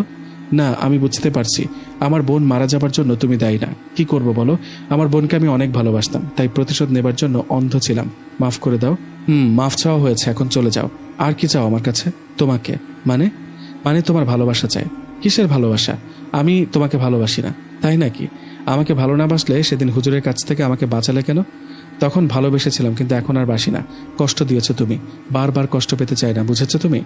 কি জানি এখন আবার কি মতলব নিয়ে আসছো আমার কাছে? তোমার ভালোবাসা সবই অভিনয়। হ্যাঁ, এতদিন অভিনয় করেছি, কিন্তু এখন সেই অভিনয়টা ভালোবাসায় পরিণত হয়েছে। বিশ্বাস করো, আমি তোমাকে সত্যিই ভালোবাসি, অনেক পছন্দ করি। ইকরার কথা শুনে আমি কিছু বলতে যাব, ঠিক সেই সময়ে হঠাৎ করে দরজাটা খুলে মা ভিতরে ঢুকলেন। এদিকে ইকরাও পাশে দাঁড়িয়ে আছে। হায় আল্লাহ, এখন বুঝি ধরা পড়ে যাব। আমি ইকরার দিকে তাকিয়ে ইশারা করে বললাম, চলে যাও, বাতাসে মিলিয়ে যাও। কিন্তু ইকরা আমার ইশারা দেখে আমার দিকে তাকিয়ে মুচকে মুচকে হাসতে লাগলো। ঠিক তখনই মা বলে উঠল, কিরে, কার সাথে কথা বলছিস আর ওইদিকে তাকিয়ে ইশারা করছিস কেন? শেষ, সব শেষ। মা মনে হয় ইকরাকে দেখে ফেলেছে। এখন কি হবে? মা কিছু বলার আগে আমি বললাম, মা, আসলে ও আমার বন্ধু, একটু কথা বলতে আসছে, চলে যাবে একটু পর। তখন জবাবে মা বলল, কি বলিস এগুলো আবোল তাবোল? কোথায় তোর বন্ধু? কিসের বন্ধু? পাগল হলি নাকি? হ্যাঁ মানে, মা মনে হয় ইকরাকে দেখতে পাচ্ছে না। ঠিক ধরেছি। তাই কথা ঘুরিয়ে মাকে বললাম, না মা, কিছু না। কই, কারোর সাথে কথা বলছে না তো। তুমি এমনি যাও, আমি ঘুমাবো এখন। এই বলে মিছে মিছে ঘুমিয়ে পড়লাম। মা চলে গেলেন। আমি উঠে দরজাটা লাগালাম। তখনও ইকরা আমার রুমের ভিতরে দাঁড়িয়েছিল। আমি ওর দিকে তাকিয়ে বললাম, এটা কি হলো? তখন ইকরা বলল, কি হবে আবার? জবাবে আমি বললাম, তুমি যে এতক্ষণ রুমে ছিলা সেটা মা দেখলো না কেন? আমি তো ঠিকই দেখেছিলাম। তখন ইকরা বলল, আমি তোমাকে দেখা দিয়েছি, তাই তুমি ছাড়া কেউ দেখবে না। জিনজাতির এই ক্ষমতা আছে। তখন আমি বললাম, এই কথা। যদি মা দেখতে পেত তাহলে যে কি হতো কে জানে। এখন চলে যাও, ঘুমাবো আমি। জবাবে ইকরা বলল, না, যাব না, আমিও তোমার সাথে ঘুমাবো। ওর কথা শুনে বললাম, তুমি আমাকে কষ্ট দিয়েছ, ধোঁকা দিয়েছ, তোমার সাথে আমি ঘুমাবো না। এই বলে রুমের লাইট অফ করে কম্বল মুড়ি দিয়ে শুয়ে পড়লাম। কিন্তু ঘুমাতে পারছি না, কারণ আমার কম্বলের ভেতর 2-3টা ইঁদুর দৌড়াদৌড়ি করছে। যখন উঠে লাইট জ্বালাই তখন দেখি ইঁদুর নাই। ওদিকে ইকরা আমার দিকে তাকিয়ে হাসছে। আমি জানি এটা ওরই কাজ। তাই ইকরাকে বললাম, শোনো, যদি আবারও আমার কম্বলের নিচে ইঁদুর ছেড়ে দিয়ে ভয় দেখাও তাহলে কিন্তু চিৎকার দেব। তখন ইকরা বলল, আচ্ছা তুমি ঘুমাও, ডিস্টার্ব করবো না আর। ওর কথা শুনে ঘুমিয়ে পড়ি। সকালে ঘুম থেকে উঠে দেখি ও আমার পাশে বসে আছে। ওকে দেখে বললাম, কি ব্যাপার, তুমি চলে যাওনি তাহলে? না, চলে যায়নি, তোমাকে ছেড়ে যাব না। ওর কথা শুনে বললাম, না গেলে নাই, থাকো তুমি। আমি ফ্রেশ হয়ে নাস্তা করতে গেলাম। কথা মতো ফ্রেশ হয়ে নাস্তার টেবিলে বসতে যাব, দেখি ইকরা আগে থেকেই ওখানে বসে আছে। পাশে মা বাবা ও বসে নাস্তা খাচ্ছে। কিন্তু মা বাবা তো ইকরাকে দেখতে পাচ্ছে না, শুধু আমি দেখতে পাচ্ছি। আমি নাস্তার টেবিলে গিয়ে বললাম, ওই তুমি এখানে কি করো? হ্যাঁ? তখনই বাবা বলল, কিরে, কার সাথে কথা বলছিস? বস, নাস্তা খা। বাবার কথা নাস্তা খাওয়া শুরু করলাম। পাশে ইকরা বসে সবার দিকে তাকাচ্ছে। ওর তাকানো দেখে আমি বললাম, দেখো দেখো কিভাবে অন্যের খাওয়া দেখছে। এদিকে আমার মুখে কথাটা শুনে মা বলল, কি রে, কি বলিস এসব? কাল রাত থেকে কি সব আবল তাবল বলছিস? খাবারের দিকে নজর দিলে তো বলবোই, তাই না? মা তখন বলল, কে নজর দিল তোর খাবারে? আছে একজন। আচ্ছা বাদ দাও এসব, মা, আমার খাওয়া হয়ে গেছে, আর খাবো না। এই বলে নাস্তা শেষে উঠে রুমে চলে গেলাম। আমার সাথে সাথে ইকরাও চলে গেল। রুমে গিয়ে ইকরাকে বললাম, তুমি কেন চলে যাচ্ছ না? কেন, চলে গেলে খুশি হবে? খুশি হব। তাহলে ঠিক আছে, থাকবো না, তোমার জীবনে আর থাকবো না। ভালো থেকো তুমি। আর যাবার সময় শেষবারের মতো মাফ চেয়ে যাচ্ছি, তোমার সাথে অন্যায় করেছি বলে। ভালো থেকো, চলে গেলাম। শোনো, যাবার আগে একটা কথা বলার ছিল। কি কথা? বউ হবে আমার? অবাক হচ্ছে তাই না? যাকে মন থেকে ভালোবাসা যায় তাকে কি ভোলা যায় নাকি? মাফ করে দিয়েছি তোমাকে, এখন বলো, বিয়ে করবো আমাকে? করব। সত্যি? কিন্তু তুমি তো পড়ি, আমি মানুষ, বিয়েটা করব কিভাবে? মা বাবাকে কি বলবো, কিভাবে রাজি করাবো? সেটা নিয়ে তুমি ভেবো না। তোমার মা বাবার কাছে আমার পরিচিত জেনেরা মানুষের রূপ নিয়ে বিয়ের প্রস্তাব নিয়ে আসবে। তাই নাকি? জেনেরা মানুষের রূপ নিয়ে আমার বাড়িতে আসবে। যদি বাবা বুঝতে পারে তাহলে? না, কোনোভাবেই বুঝতে পারবে না। আরে তুমি একদম চিন্তা করো না, 2-3 দিন পর তোমার বাড়িতে চলে আসবে জিনেরা মানুষের রূপে। 2-3 দিন পর জিনেরা মানুষের রূপ নিয়ে আসবে আমার বাড়িতে। এই বলে ইকরা চলে গেল। আমি সেদিন শুভর সাথে দেখা করলাম। ওর সাথে দেখা হতেই শুভ বলল, কিরে তোকে এত খুশি লাগছে যে? তা তো লাগবে ভাই, আমার মনের ইচ্ছাটা যে পূরণ হচ্ছে, আমার ভালোবাসাটাকে যে নিজের করে পাবো সেজন্য। তাই নাকি? কার কথা বলছিস? কাকে নিজের করে পাবি? ইকরাকে। কি? এত কিছু হবার পর তুই ইকরার কথা বলছিস? আরে কিছুদিন আগেও তো ও তোকে মেরে ফেলতে চেয়েছিল, আর তুই এখনো ওর কথা বলছিস আমাকে? না রে দোস্ত, বিশ্বাস কর, ইকরা ওর ভুল বুঝতে পেরেছে। তুই আর আমি যে ইকরার বোনের মৃত্যুর জন্য দায়ী না, সেটাও ও বুঝতে পেরেছে। ও তাই নাকি? আর শোন, একটা কথা বলি, আমরা তো বিয়ে করছি। তোর কি বলিস? কেমনে কি? পরীকে কিভাবে বিয়ে করবি? তোর মা বাবা কি মেনে নিবে নাকি? মা বাবা জানলে তো। ইকরা বলেছে 2-3 দিন পর আমার বাড়িতে বিয়ের প্রস্তাব পাঠাবে, আর বিয়ের প্রস্তাব নিয়ে আসবে জিনেরা মানুষের রূপ নিয়ে। আরে তাই নাকি? ঠিক আছে, তোর যা ভালো মনে হয় তাই কর, কিন্তু কালকে তোকে আমার বাসায় যেতে হবে। গিয়ে আমার মা বাবাকে বলবি আমি একটা মেয়েকে পছন্দ করি, কিন্তু ভয়ে ওদের কিছু বলতে পারিনি। মেয়েটার মা বাবা আমাদের বাড়িতে আসতে চায়, তারপর দেখবি ওরা কি বলে। ওকে? শুভ বলল, ঠিক আছে যাব। এখন চল খেতে যাব। খুশির খবর দিলে খাওয়াবি না? শুভর কথায় দুজনে খেতে গেলাম। দুজনে বেশ আড্ডা দিচ্ছি। রাত হয়ে গেছে। বাবা ফোন দিলেন। বাবার ফোন পেয়ে শুভকে বললাম, শুভ, রাত হয়ে গেছে, এখন বাড়িতে ফিরতে হবে। ভালো থাক, আর কালকে সময় মতো চলে আসবে আমার বাড়িতে। ওকে? এই বলে শুভকে বিদায় দিয়ে বাড়ির দিকে রওনা করলাম। আমাদের বাজার থেকে বাড়িতে যেতে 5 থেকে 7 মিনিট লাগে, তাই ভাবলাম হেঁটেই যাই। এই বলে হেঁটে হেঁটে বাড়ির দিকে যেতে লাগলাম। রাস্তায় হঠাৎ খেয়াল করলাম আমার পেছনে 2-3টা কুকুর হাঁটছে। আমি প্রথমে বিষয়টাকে স্বাভাবিকভাবেই নিই, কিন্তু আরেকটু সামনে এগোতে দেখতে পাই আমার সামনেও 3-4টা কুকুর হাঁটছে। এবার আমি ভয় পেতে শুরু করি, কিন্তু হাঁটা না থামিয়ে দ্রুত হাঁটতে থাকি বাড়ির দিকে। আরেকটু সামনে যেতে আমি দেখতে পেলাম রাস্তার পাশে কেউ একজন কোদাল দিয়ে গর্ত খুঁড়ছে। আমি মনে একটু সাহস পেলাম। আমি ওনাকে জিজ্ঞেস করলাম, কে ভাই ওখানে? এই যে ভাই, কে আপনি? এখানে কিসের গর্ত করছেন? কিন্তু আমার কথায় উনি কোনো কথা বললেন না। উনি উল্টো দিক হয়ে গর্ত খুঁড়ে যাচ্ছে। আমি আবারও জিজ্ঞেস করি, কথা বলছেন না কেন? এটা কিসের গর্ত? কিছু পুঁতে রাখবেন নাকি? তখন উনি মোটা গলায় বলে উঠলেন, তোকে পুঁতে রাখবো। ওনার কথা শুনে আমি বললাম, মানে কি বলেন আপনি? কে আপনি? হ্যাঁ? আমার কথা শুনে উনি আমার দিকে ঘুরে তাকালেন। ঘুরে তাকাতে আমার অবস্থা শেষ, কারণ এরকম ভয়ঙ্কর মানুষ কিভাবে হয়? লম্বা লম্বা চুল, চোখের মণিগুলো, সাদা সাদা মুখটার বর্ণনা কিভাবে দেব বুঝতে পারছি না। হাতের আঙ্গুল 3টাও তাও মুরগির মতো ধারালো। এটা দেখে আমি সজোরে একটা চিৎকার দিই আর উল্টো দিকে হয়ে দৌড়াতে যাই। ঠিক তখনই মুহূর্তের মধ্যে সেই ভয়ঙ্কর অবয়বটা আমাকে ধরে ফেলে। আমি মাটিতে পড়ে যাই। মাটিতে পড়ে গিয়ে ভয়ে ভয়ে বলে উঠি, আমি কিছু করিনি, আমার কাছে কি চান? আমি তো আপনার কোনো ক্ষতি করিনি, যেতে দিন আমাকে। তখন অবয়বটা আমাকে উদ্দেশ্য করে বলে উঠল, ক্ষতি? হ্যাঁ, আমার অনেক বড় ক্ষতি করেছিস তুই। তুই আমার কলিজায় হাত দিয়েছিস। বিয়ে করবি তাই না? তোর বিয়ের স্বাদ মিটিয়ে দেব। আজকে তোকে জীবিত পুঁতে ফেলবো। ওনার কথার জবাবে আমি বললাম, কি করেছি আমি? আমাকে খুলে বলুন। তখন অবয়বটা বলে উঠল, ইকরা, যাকে তুই ভালোবাসিস, যাকে তোর বিয়ের কথা, সেই ইকরাকে আমি ভালোবাসি। আমি ছাড়াও ও কারো হবে না, বুঝলি? তুই মানুষের বাচ্চা, তুই কেন আমাদের জিনজাতির মাঝে আসবি? তখন আমি বললাম, আমি ইকরাকে ভালোবাসি, ওকে কখনো ছাড়তে পারবো না। আমার কথা শুনে অবয়বটা হাসতে হাসতে বললেন, তাই না? এই বলে আমার পা ধরে টানতে টানতে নিয়ে যেতে লাগলো গর্তটার দিকে। এদিকে আমি ছটফট করছি, কিন্তু অবয়বটা আমাকে নিয়ে গর্তের দিকে যাচ্ছে। ঠিক তখনই সেখানে ইকরা চলে আসলো। এসে বলল, বেনিয়ামিন, কি করছো? কি? ছাড়ো ওকে। ইকরার কথায় সেই অবয়বটা আমাকে ছেড়ে দিলেন, দিয়ে বললেন, কেন, তোমার কষ্ট হয়ে বুঝি? এই মানুষের বাচ্চাকে ভুলে যাও, নয়তো ওর বংশ নির্বংশ করে দিব বলে দিলাম। তখন ইকরা বলল, বেনিয়ামিন, এই নিয়ে আর একটা কথাও না, চলো, বাচ্চা হুজুর ডাকছে, উনি বিচার করবেন এখন, চলো। ইকরার কথায় সেই অবয়বটা বললেন, বাচ্চা ডাকছে, ঠিক আছে, চলো, আজকে তোমার বিচার হবে। এই বলে অবয়বটা চলে গেল। আমি মাটিতে শুয়ে পড়ে আছি। তখন ইকরা বলে উঠল, ওঠো, বাড়িতে চলে যাও। এই বলে ইকরাও চলে গেল। ইকরা আমার দিকে তাকিয়ে চলে গেলেন। আমি বাড়িতে চলে আসলাম। পরের দিন শুভ আমার বাড়িতে এসে আমার মা বাবাকে আমার আর ইকরার বিয়ের সব খুলে বলল। শুভর কথা শুনে বাবা আমাকে ডেকে বললেন, শুভ যা বলেছে তাকে সত্যি? বাবার কথা জবাবে আমি বললাম, মানে হ্যাঁ বাবা, সত্যি। আমি ইকরা নামে একটা মেয়েকে পছন্দ করি, ওকে আমি বিয়ে করতে চাই।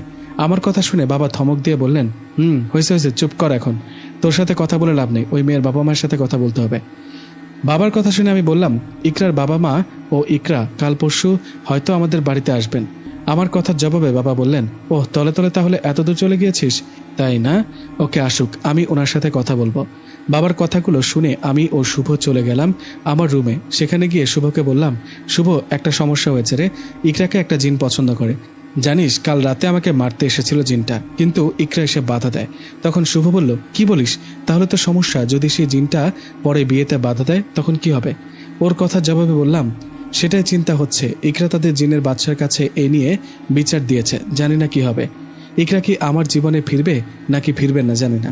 যাই হোক, খুবই চিন্তিত ছিলাম 2টা দিন। এই 2 দিনে ইকরা আমার কাছে একবারও আসেনি। ওকে অনেক স্মরণ করেছি, তবুও কোথাও পাইনি। অবশেষে 3 দিন পরের ঘটনা। রুমে বসে টিভি দেখছিলাম। হঠাৎ মা আমার রুমে এসে বলল, নিশাদ, আমার সাথে আয়। মায়ের কথায় বলে উঠলাম, কোথায় যাব মা? তখন মা বলল, তোকে দেখতে আসছে কোনো মেয়েকে নাকি তুই পছন্দ করিস, ওনারা আসছে তোর বাবার রুমে, ওদের সাথে কথা বলছে। মায়ের কথা শুনে বুকের মধ্যে ধুক করে উঠল। ভয়ে ভয়ে মায়ের সাথে তাদের রুমে চলে গেলাম। সেখানে গিয়ে দেখি ইকরার মা বাবা আমার বাবার সাথে কথা বলছে, পাশে ইকরাও বসে আছে। আমি ওদের দেখে চমকে উঠেছিলাম, কারণ আমি তো জানি এরা কেউ মানুষ না, সবাই জিন। মানুষ রূপে বাবার সাথে কথা বলছে। যাই হোক, কথা বলার এক ফাঁকে আমার বাবা ইকরার মা বাবাকে উদ্দেশ্য করে বলে ওঠে, দেখুন, নিশাদ আমার একমাত্র ছেলে। আমি চাই না ও খারাপ পথে পা বাড়াক বা এমন কিছু করুক যেটা করলে সমাজে আমার মান সম্মান চলে যায়। এই বিষয়টা চিন্তা করে আমি আমার ছেলের সাথে আপনাদের মেয়ের বিয়েতে মত দিলাম। আর আপনার মেয়েটা মাশাআল্লাহ অনেক সুন্দর। আমি চাই আমার ছেলে ও আপনার মেয়ে দুজনে সুখে থাকুক। বাবার কথাটা শুনে আমি যে কি খুশি হয়েছি বলে বোঝাতে পারবো না। বাবা এত সহজে মেনে নিবে ভাবতেই পারিনি। আনন্দের চোখে পানি চলে আসছিল। অবশেষে আমি পেলাম আমার ভালোবাসার পরীকে। মা বাবা ভালো একটা দিন দেখে বিয়ে ঠিক করে। কিছুদিনের মধ্যে আমারও ইকরার বিয়ে হয়। বিয়ের রাতের ঘটনা।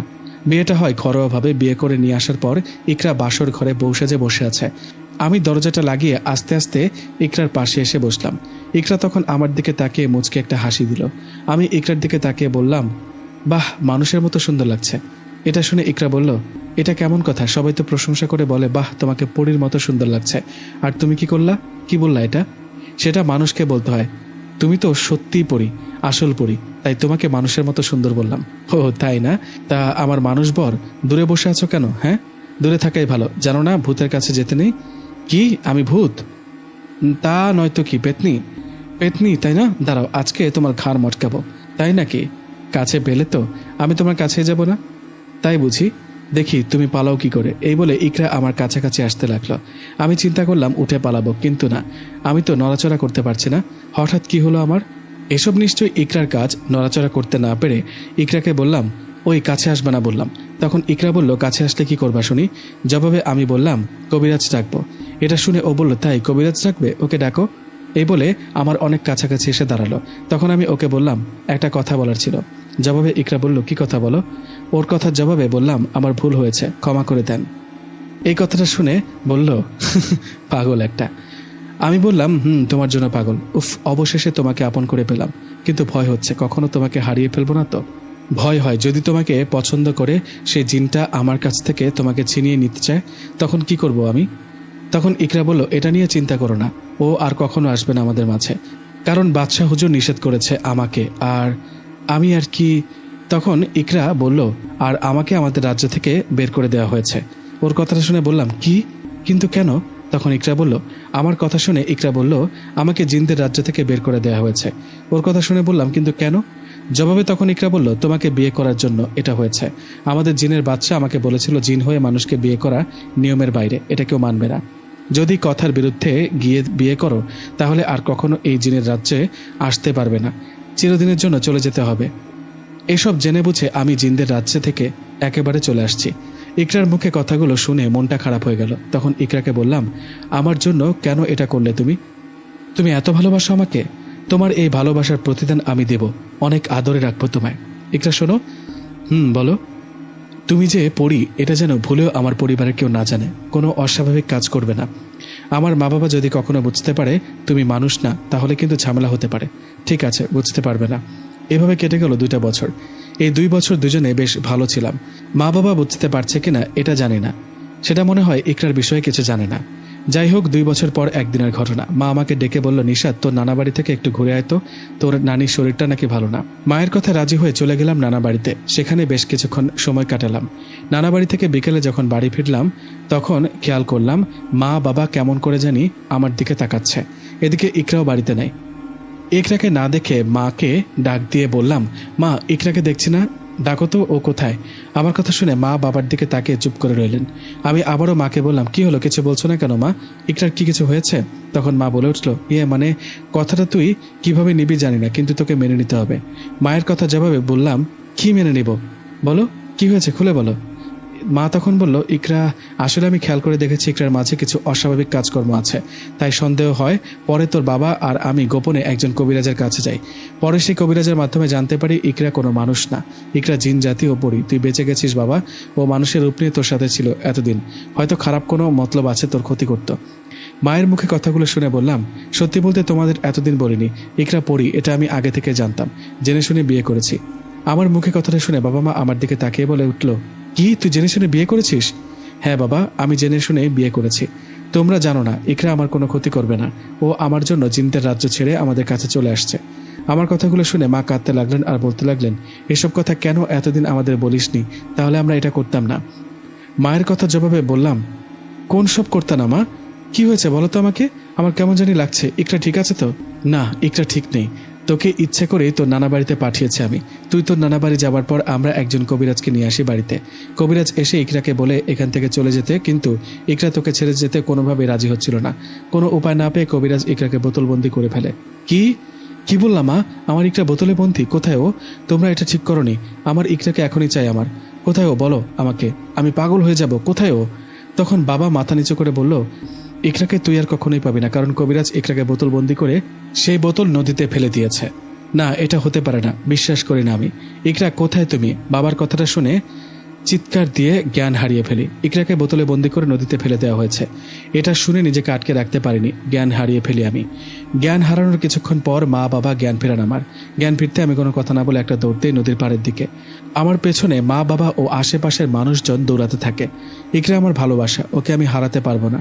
এইভাবে দৌড়ে গিয়ে নদীতে এক লাফ দেই আর নদীতে খুঁজতে থাকি। আমার এমন অবস্থা দেখে বাবাও কয়েকজন মিলে নদী থেকে আমাকে টেনে উপরে তোলে, কিন্তু আমি ইকরাকে হারাতে পারবো না। তাই বাবাকে বলতে থাকি, ছাড়ো আমাকে বাবা, ছাড়ো আমাকে। তখন জবাবে বাবা আমাকে শান্ত করে বলল, নিশাত, বোঝার চেষ্টা কর, ইকরাকে আর খুঁজে পাওয়া যাবে না, ও হয়তো কোথাও না কোথাও ভেসে গেছে। বাবার কথা শুনে কান্না করতে করতে বললাম, তাহলে আমাকেও মেরে ফেলো, আমি এই নদীতে ডুবে মারা যেতে চাই। এই বলে আবারও নদীতে লাফাতে গেলে আমাকে সবাই ধরে ফেলে আর জোরাজোরি করে বাড়িতে নিয়ে আসে। কি হলো এটা? আমি কি ইকরাকে হারিয়ে ফেললাম? আমি কোনোভাবেই মানতে পারছি না ইকরাকে হারিয়ে ফেলবো। মা বাবা অনেক বুঝাতো আমাকে, কিন্তু আমি বুঝি না। আমি ইকরাকে ছাড়া কিছুই বুঝতে চাই না। কেন বুঝে না সবাই? খাওয়া দাওয়া ঠিকঠাক মতো করতাম না, চুল দাড়ি কাটতাম না, লোকে দেখলে পাগল ভাবতো। তাতে আমার কি, যা ভাবার তাই ভাবুক। ইকরা আমার জীবন থেকে এভাবে চলে যাবে ভাবিনি। সবসময় নামাজ পড়ে দোয়া করতাম ইকরার জন্য, ও যেখানে যেভাবে থাকুক ভালো থাকুক। এভাবে কষ্টের মাঝে কেটে গেল 5টা বছর। 5 বছরে মা বাবা অনেকবার বলেছিল আমাকে বিয়ে করতে, কিন্তু আমি বিয়ে করতে চাই না। আমার বউ একজনই, সেটা ইকরা। ও আমার জীবনে নেই তো কি হয়েছে, ওর স্মৃতি নিয়ে বেঁচে থাকবো। এভাবে চলতে লাগলো দিন। হঠাৎ একদিন শুভ দেখা করে বলল, নিশাত শোন। কি বল? সবসময় মনমরা হয়ে থাকিস। আমার খালাতো বোনের বিয়ে, তাই ভাবছি তোকে নিয়ে যাব। যাবি আমার সাথে? না, যাব না, তুই যা। আরে চল না, তোর ভালো লাগবে। মন ভালো করার দরকার নেই, তুই যা। নিশাত, এমন করিস না, আমি তোকে ছাড়া যাব না মানে যাব না। কিন্তু কোনো কিন্তু না। ওকে, বেশি দিন থাকতে পারবো না, কিন্তু 2-1 দিন থেকে চলে আসবি। বল। ঠিক আছে, রাজি। এখন বাড়িতে গিয়ে জামা কাপড় গুছিয়ে নে, কালকে সকালে রওনা করব। শুভর কথায় বাড়িতে চলে গেলাম ও কথা মতো পরের দিন ওর খালার বাড়িতে চলে গেলাম। সেখানে গিয়ে দেখলাম বিয়ের আয়োজন চলছে, অনেক আত্মীয় স্বজনরা আসছে। শুভ আমাকে সবার সাথে পরিচয় করিয়ে দিল। শুভর খালার বাড়িটা অন্যরকম বলতে এলাকাটা অনেক সুন্দর, চারিদিকে গাছপালা, একটু ভিতরে ঘন ঘন বন। ভাবছি বনের মধ্যে ঘুরতে যাব বিয়েটা শেষ হলে। যাই হোক, সেখানে একদিন থাকার পর শুভ খালাতো বোনের বিয়ের দিন এলো। সবাই অনেক আনন্দ করছে, আমি এক কোণে বসে বসে দেখছি। হঠাৎ একটা মেয়ের দিকে তাকাতে আমার চোখ আটকে যায়, কারণ মেয়েটা কে ছিল জানেন? ইকরা।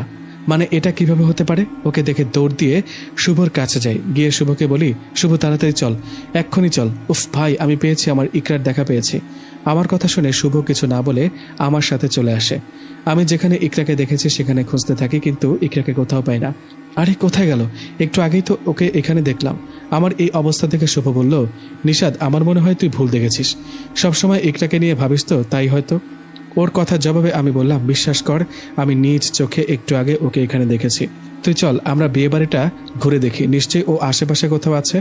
এ বলে আমি ও শুভ খুঁজতে লাগলাম ইকরাকে। পুরো বিয়ে বাড়ি তন্ন তন্ন করে খুঁজলাম, কিন্তু কোথাও পেলাম না তাকে। অবশেষে শুভ বলল, নিশাদ অনেক হয়েছে, এবার থাম, তুই সত্যি ভুল দেখেছিস হয়তো, প্লিজ শান্ত হ, আয় এবার খেতে হবে, খেয়ে নে। মনটাই খারাপ হয়ে গেল। আমি ইকরাকে দেখেছিলাম সত্যি, জানি না কোথায় হারিয়ে গেল। মন খারাপ করে শুভ আর আমি খেতে বসলাম। খাওয়া শেষে বসে আছি। কিছুক্ষণ পর বরযাত্রী চলে আসলো। সবাই অনেক মজা করছে, অনেক মানুষজন চারিদিকে। হঠাৎ করে আমি আবারও ইকরাকে দেখি। ওকে দেখে এবার আর শুভকে ডাকতে যাইনি, একটা দৌড় দিয়ে ইকরার কাছে চলে যাই, গিয়ে বলে উঠি, তুমি? আমার কথা শুনে ইকরা কোনো কথা বলল না। আমি আবারও বলে উঠলাম, ইকরা তুমি এখানে কথা বলছো না কেন? এবারও বলে উঠল, সরি, আপনি আমাকে কিছু বলছেন? ওর কথা শুনে অবাক হয়ে বললাম, আমাকে চিনতে পারছো না? আমি নিশাদ, তোমার স্বামী। এবার ও বলল, কি বলছেন ভাইয়া এসব আবল তাবল? আমি আপনার বউ মানে? ইকরা কি বলছো এসব? আমি ভালো করে দেখো, তোমার স্বামী। আমাকে ভুলে গেছো নাকি? কি হয়েছে তোমার? কেন চিনতেছো না বলো তো আমাকে? উফ। তখন ও বলল, ভাইয়া সত্যিই বুঝতেছি না আপনি কি বলছেন। আর ইকরা কে? আমার নাম ইকরা না ভাইয়া, আমার নাম ফাতেমা। কি তোমার নাম ফাতেমা? এটা হতে পারে না, মিথ্যা বলছো তুমি। কি হয়েছে তোমার? ভয় পেয়েছ? কেউ কি ভয় দেখিয়েছে? তখন ফাতেমা বলল, না আমি সত্যি ইকরা না, আমি ফাতেমা। উফ, আমি পাগল হয়ে যাব। 5 বছর পর ওকে খুঁজে পেলাম। আর ও কি বলছে? এই শোনো, তুমি একটু দাঁড়াও প্লিজ, কোথাও যাবে না, 1 মিনিট দাঁড়াও, আমি এক্ষুনি আসছি। এই বলে এক দৌড়ে শুভর কাছে গেলাম। গিয়ে শুভকে বললাম, শুভ চল চল, এক্ষুনি ইকরাকে পেয়ে গেছি। এই বলে শুভকে নিয়ে তাড়াতাড়ি চলে গেলাম ইকরার কাছে। ওর কাছে যাবার পর শুভ ও আমার মতো ইকরাকে দেখে অবাক। ওকে দেখে শুভ বলে উঠল, আরে ইকরা ভাবি কেমন আছেন? শুভর কথা শুনে ও বলল, ভাইয়া আপনিও শুরু করলেন? আমি আপনার ভাবি না, আমার নাম ইকরা না, আর কতবার বলবো আমার নাম ফাতেমা। এটা শুনে শুভ বলে উঠল, কি? এটা কিভাবে হতে পারে? একই রকম দেখতে, নাম আলাদা। আপনার কিছু হয়নি তো ভাবি? শুভর কথা শুনে মেয়েটা বলে উঠল, আরে আপনাদের কিভাবে বোঝাই? আমি ইকরা না ভাইয়া, আমি মিলির খালাতো ভাই। শুভ না? আমি আপনাকে চিনি, মিলি আমার বান্ধবী। বিশ্বাস না হলে চলেন মিলির কাছে যাই, ওকে গিয়ে জিজ্ঞেস করেন, বুঝতে পারবেন আমার নাম ইকরা নাকি ফাতেমা। ওর কথায় আমি বলে উঠলাম, ঠিক আছে চলো। এই বলে 3 জনে শুভর খালাতো বোন মিলির কাছে গেলাম। ওর কাছে যেতে মিলি বলল, শুভ ভাইয়া কি হয়েছে? আর ফাতেমা তোমাদের সাথে কেন? কোনো প্রবলেম কি? মিলির মুখে কথাটা শুনে শুভ ইকরার বিষয়ে সব ঘটনা মিলিকে খুলে বললেন। এটা শুনে মিলি বললেন, সবই বুঝলাম, কিন্তু এ ইকরা না, এর নাম ফাতেমা। আমি ছোটবেলা থেকে ওকে চিনি, আমরা একসাথে পড়াশোনা করি। মিলির মুখে কথাটা শুনে ফাতেমা বলে উঠল, এবার তো বিশ্বাস হলো আমি ইকরা না, আমি ফাতেমা। এই বলে ফাতেমা সেখান থেকে চলে যাচ্ছিল। কিন্তু আমি এসব বিশ্বাস করি না, এ আমার ইকরা। আমি এতদিন পর ওকে পেয়েছি, আবার হারাতে পারবো না। এই ভেবে ফাতেমার পেছন পেছন যেতে থাকি। শুভ আমাকে আটকাতে চাইলেও আমি কোনো কথা শুনিনি। আমি দেখতে চাই ফাতেমা কোথায় যায়। এই ভেবে ওর পেছন পেছন যাচ্ছি। হঠাৎ ফাতেমা দাঁড়িয়ে পেছনে আমার দিকে তাকিয়ে বলে, কি ব্যাপার, আপনি আমার পিছন পিছন আসছেন কেন? আমি বললাম, ইকরা আমি তোমাকে হারাতে পারবো না, তুমি কেন এমন করছো? হে আল্লাহ, আপনি এখনো সেই ইকরাকে নিয়ে পড়ে আছেন। প্রমাণ করে দিলাম আমি ইকরা না, তবুও কেন পেছন পেছন আসছেন? দেখেন আপনি কিন্তু বেশি বেশি করে ফেলছেন। যদি আবারও পিছু নেন তাহলে কিন্তু আমি মানুষ ডাকবো। ফাতেমার মুখে কথাটা শুনে আমি বললাম, ডাকো ডাকো, কাকে ডাকবা ডাকো, আমি তোমাকে ছেড়ে কোথাও যাব না। তখন ফাতেমা বলল, আপনি আসলে একটা পাগল, আপনার মাথায় সমস্যা আছে। এই বলে ফাতেমা চলে যেতে লাগলো। আমি ওর পিছু পিছু যাচ্ছিলাম। তখন শুভ পেছন থেকে আমার হাতটা ধরে ফেললো আর বলল, নিশাদ এমন পাগলামি করবি না, যেতে দে ওকে, বোঝার চেষ্টা কর, আশেপাশে মানুষজন দেখলে খারাপ ভাববে। শুভর কথার জবাবে বললাম, যা ভাবার ভাববে, এতে আমার কি? আমার হাতটা ছাড় শুভ, নয়তো আবারও একটাকে হারিয়ে ফেলবো। তখন শুভ বলল, সমস্যা নেই, আমি মিলির কাছ থেকে ওর বাড়ির ঠিকানা নিয়েছি, যেতে দে ওকে, বিয়েটা হয়ে যাক, তারপর কালকে আমরা ওর বাড়িতে যাব। শুভর কথায় শান্ত হয়ে বললাম, ঠিক বলেছিস তো? ঠিক বলছি। এখন চল, বরযাত্রী হয়তো চলে যাবে, বিয়ে বাড়িতে চল। এই বলে দুজনে বিয়ে বাড়িতে চলে গেলাম। পরের দিন শুভ ও আমি চলে গেলাম ফাতেমাদের বাড়িতে। সেখানে যাবার পর ফাতেমার বাবা আমাদের বলল, কে বাবা তোমরা? তোমাদেরকে তো চিনতে পারলাম না। ওনার কথা জবাবে শুভ বলল, ইয়ে মানে আঙ্কেল, আমি আপনার মেয়ের বান্ধবী মিলির খালাতো ভাই, আমার নাম শুভ আর ওর নাম নিশাদ। এটা শোনার পর ফাতেমার বাবা বলে উঠলেন, বুঝলাম, ফাতেমা কাল বলেছিল তোমাদের কথা। তখন আমি ওনাকে বললাম, চাচা আপনার মেয়ে কোথায়, ওকে একটু ডাকুন না। ইকরা কোথায়, তুমি বাইরে আসো। আমার কথা শুনে উনি বললেন, থামো, কি করছো? এটা ভদ্রলোকের বাড়ি, ভালো করে শুনে রাখো, আমার মেয়ের নাম ইকরা না, ওর নাম ফাতেমা, বুঝতে পেরেছো? ওনার কথা জবাবে আমি বললাম, না বুঝিনি, ও হুবহু আমার ইকরার মতো দেখতে, ও ইকরাই, হয়তো আপনি নাম পাল্টে ফেলেছেন। তখন ফাতেমার বাবা বলল, একই রকম দেখতে কি মানুষ থাকতে পারে না? আবারও বলছি, পাগলামো না করে এখান থেকে চলে যাও। তখন আমি বললাম, পাগলামো না, এটাই সত্যি, আমি ইকরাকে ছাড়া কোথাও যাব না, আমি ওকে নিয়ে যাব। তখন উনি বলল, আমার বাড়ি, যদি এক্ষুনি বাড়ি থেকে না যাও তাহলে মেরে তাড়িয়ে দেব। তখন শুভ আমাকে বলল, নিশাত চল, ঝামেলা না করে চল, আমরা পরে আবার আসবো। শুভর কথা শুনে বললাম, না যাব না, আমি প্রমাণ করে ছাড়বো ও আমার ইকরা ও ফাতেমা না। আমার কথা শুনে ফাতেমার বাবা বলল, কি প্রমাণ করবে শুনি? তখন আমি বললাম, ইকরার কোমরে একটা চিহ্ন আছে ঈগল পাখির মতো, আপনি ডাকুন আপনার মেয়েকে আর ওকে জিজ্ঞেস করে দেখুন আমার কথা মেলে কিনা। আমার কথা শুনে উনি ফাতেমাকে ডাকলেন, ডেকে বললেন, মা রুমে গিয়ে দেখতো তোর কোমরে ঈগল পাখির মতো কোনো চিহ্ন আছে কিনা। ওনার কথায় ফাতেমা রুমে চলে গেলেন। কিছুক্ষণ পর রুম থেকে বেরিয়ে এসে মাথা নিচু করে দাঁড়িয়ে রইলেন। ওর এই অবস্থা দেখে আমি বলে উঠলাম, চাচা দেখলেন আপনার মেয়ে মাথা নিচু করে দাঁড়িয়ে আছে, এর মানে বুঝলেন আমি বলেছিলাম না ও আমার ইকরা ও ফাতেমা না? এখন তো স্বীকার করুন। তখনই ফাতেমা আমাকে উদ্দেশ্য করে বলে উঠলেন, আপনার ধারণা ভুল, আমার কোমরে কোনো চিহ্ন নেই। ফাতেমার মুখে কথাটা শুনে ওর বাবা বলে উঠলেন, শুনেছেন তো আমার মেয়ে কি বলল? এখন সোজা বাড়িতে চলে যান, আর এক মুহূর্ত এখানে দেখতে চাই না। ওনার কথা শুনে আমি বললাম, না এটা হতে পারে না, আপনার মেয়ে মিথ্যা বলছে। ইকরা তুমি মিথ্যা বলছো, বলো ওনাকে। আমার কথা শুনে ফাতেমা বাবা আমাকে ধাক্কা দিয়ে মাটিতে ফেলে দিলেন। আমি মাটিতে পড়ে গেলাম। শুভ তাড়াতাড়ি করে আমাকে মাটি থেকে তুললেন। তখন আমি বললাম, মারেন, যত ইচ্ছে মারেন, যা ইচ্ছে করেন, তবু আমি ইকরাকে ছাড়া যাব না। আমার কথার জবাবে ফাতেমার বাবা বললেন, বেশি কিছু ঝামেলা করতে চাই না, যা বলছি শোনো, এখান থেকে চলে যাও, নইলে আমি পুলিশ ডেকে ধরিয়ে দেব। ওনার কথায় আমি কিছু না বলে দাঁড়িয়ে রইলাম। এদিকে শুভ আমাকে, নিশাত তোকে অনুরোধ করছি চল এখান থেকে, সন্ধ্যা হয়ে আসছে। এই বলে শুভ আমাকে টেনে বাড়ির বাইরে নিয়ে গেলেন। তখন আমি শুভকে বললাম, তুই ফিরে যা, আমি এখানে থাকবো। জবাবে শুভ বলল, পাগল হলি নাকি, একটু পর রাত হবে, চল এখনই। শুভর কথা শুনে আমি বললাম, শুভ তুই তোর খালার বাড়িতে যা, আমি একটু পর আসছি, কোনো কথা বলবি না, আর যা বলছি টেনশন করবি না, যত রাতি হোক আমি আসবো। আমার কথা শুনে শুভ চলে গেল। আমি ইকরাদের বাড়ির বাইরে দাঁড়িয়ে আছি। একটু পর সন্ধ্যা নেমে এলো। চারিদিকটা অন্ধকার হয়ে আসছে। আমি যে বাইরে দাঁড়িয়ে আছি সেটা আমার মনে হয় ওনারা দেখেছে। যাই হোক, ওখানে বেশ কিছুক্ষণ ধরে দাঁড়িয়ে আছি। রাত হয়ে গেছে। হঠাৎ খেয়াল করলাম ইকরাদের বাড়ি থেকে লাইট হাতে কেউ একজন আমার দিকে এগিয়ে আসছে। আরেকটু সামনে আসতেই বুঝতে পারলাম এটা অন্য কেউ না, ফাতেমার বাবা। আমার কাছে এসে উনি বললেন, চলো আমার সাথে। ওনার কথার জবাবে বললাম, কোথায় যাব? তখন উনি বললেন, আসো দেখতে পাবে। এই বলে উনি আমাকে নিয়ে ওনার বাড়িতে চলে গেলেন। বাড়িতে যাবার পর আমাকে বললেন, হাত মুখ ধুয়ে নাও, আগে খেয়ে নাও, তারপর কথা বলছি। ওনার মুখে কথাটা শুনে হা হয়ে ওনার দিকে তাকিয়ে রইলাম। ব্যাপার কি? কিছুক্ষণ আগে যে লোকটা রাগারাগি করেছিল হঠাৎ আবার তার কি হলো? ঠিক তখনই ফাতেমার বাবা আবারও বললেন, যাও ফ্রেশ হয়ে আসো। ওনার কথায় ফ্রেশ হয়ে এসে একসাথে রাতের খাবার খেয়ে নিলাম। রাতের খাবার শেষে উনি আমাকে ও ফাতেমাকে বললেন, এখন আমি কিছু অজানা কথা বলবো তোমাদেরকে। কথাগুলো শুনে হয়তো তোমাদের বিশ্বাস করতে কষ্ট হবে, কিন্তু এটাই সত্য, এটাই বাস্তব। ওনার কথার জবাবে আমি বললাম, কি কথা চাচা? আচ্ছা বলেন না, ও আমার ইকরা তো? তখন ফাতেমার বাবা বললেন, না বাবা, ও সত্যি ইকরা না, ওর নাম ফাতেমা, আর ফাতেমা ইকরার যমজ বোন। ফাতেমার কোমরে ঈগল পাখির মতো চিহ্ন আছে। তখন আমি তোমাকে মিথ্যা বলেছিলাম, এটাই সত্যি, ফাতেমা আর ইকরা দুজন বোন। কথাটা শুনে ফাতেমা আর আমি দুজনেই অবাক। তখন আমি বলে উঠলাম, না মিথ্যা বলছেন আপনি, ইকরা জিন জাতি আর আপনার মেয়ে মানুষ, তারা কিভাবে যমজ বোন হয়? তখন ফাতেমার বাবা বললেন, এটা একটা ইতিহাস, তাহলে শোনো, তোমাদের দুজনকে আজকে সব ঘটনা খুলে বলি। আগে আমি ছিলাম একজন কাঠুরিয়া। ওই যে জঙ্গল দেখতে পাচ্ছ, সেখানে আমি কাঠ কাটতে যেতাম। কাঠ কাটার পাশাপাশি টুকটাক আমি কবিরাজিও করতাম। তো একদিন জঙ্গল থেকে কাঠ কেটে ফিরছিলাম। যেদিন আমার ফিরতে ফিরতে সন্ধ্যা হয়ে আসছিল, আমি যখন বাড়ির দিকে আসছিলাম তখন আমি দেখলাম একটা বড় গাছের নিচে দুটো বাচ্চা খেলা করছে। বাচ্চা দুটোকে দেখে আমি অনেক অবাক হয়ে গিয়েছিলাম। মনে মনে ভেবেছিলাম, আরে এই সন্ধ্যাবেলা এই জঙ্গলে বাচ্চা আসলো কোথা থেকে? এই ভেবে আমি বাচ্চা দুটোর কাছে যাই, গিয়ে একটা বাচ্চাকে কোলে নিই। আরেকটা বাচ্চা খেলা করছিল তখনও। আমি বাচ্চাকে কোলে নিয়ে আশেপাশে ডাকতে থাকি, কেউ আছেন এখানে? বাচ্চাগুলো কার? সন্ধ্যা হয়ে গেছে, এখানে থাকা ঠিক না, বাচ্চাগুলোর ক্ষতি হতে পারে, কেউ কি আছেন? কিন্তু আমি কারো সাড়া পেলাম না। এদিকে কাউকে না পেয়ে আবারও সেই জায়গায় ফিরে আসি। এসে দেখি যে বাচ্চাটা খেলা করছিল, সে বাচ্চাটা সেখানে নেই। আমি অবাক হয়ে যাই, আরে একটু আগে তো বাচ্চাটা এখানেই ছিল, কোথায় গেল? হায় আল্লাহ, ওকে আবার জঙ্গলেই কোনো প্রাণী খেয়ে ফেললো না তো? এই ভেবে ভয়ে আমি আমার কোলে যে বাচ্চাটা ছিল ওকে নিয়ে বাড়িতে চলে আসি। বাচ্চাটা যে কি সুন্দর ছিল বলে বোঝাতে পারবো না। আমাদের কোনো সন্তান ছিল না, তাই আমি ও আমার স্ত্রী দুজনে অনেক খুশি হয়েছিলাম বাচ্চাটাকে পেয়ে। ভেবেছিলাম বাচ্চাটার মা বাবা হয়তো তার কোনো খোঁজ খবর পাবে না, ওকে আমরাই মা বাবার আদর দিয়ে মানুষ করব।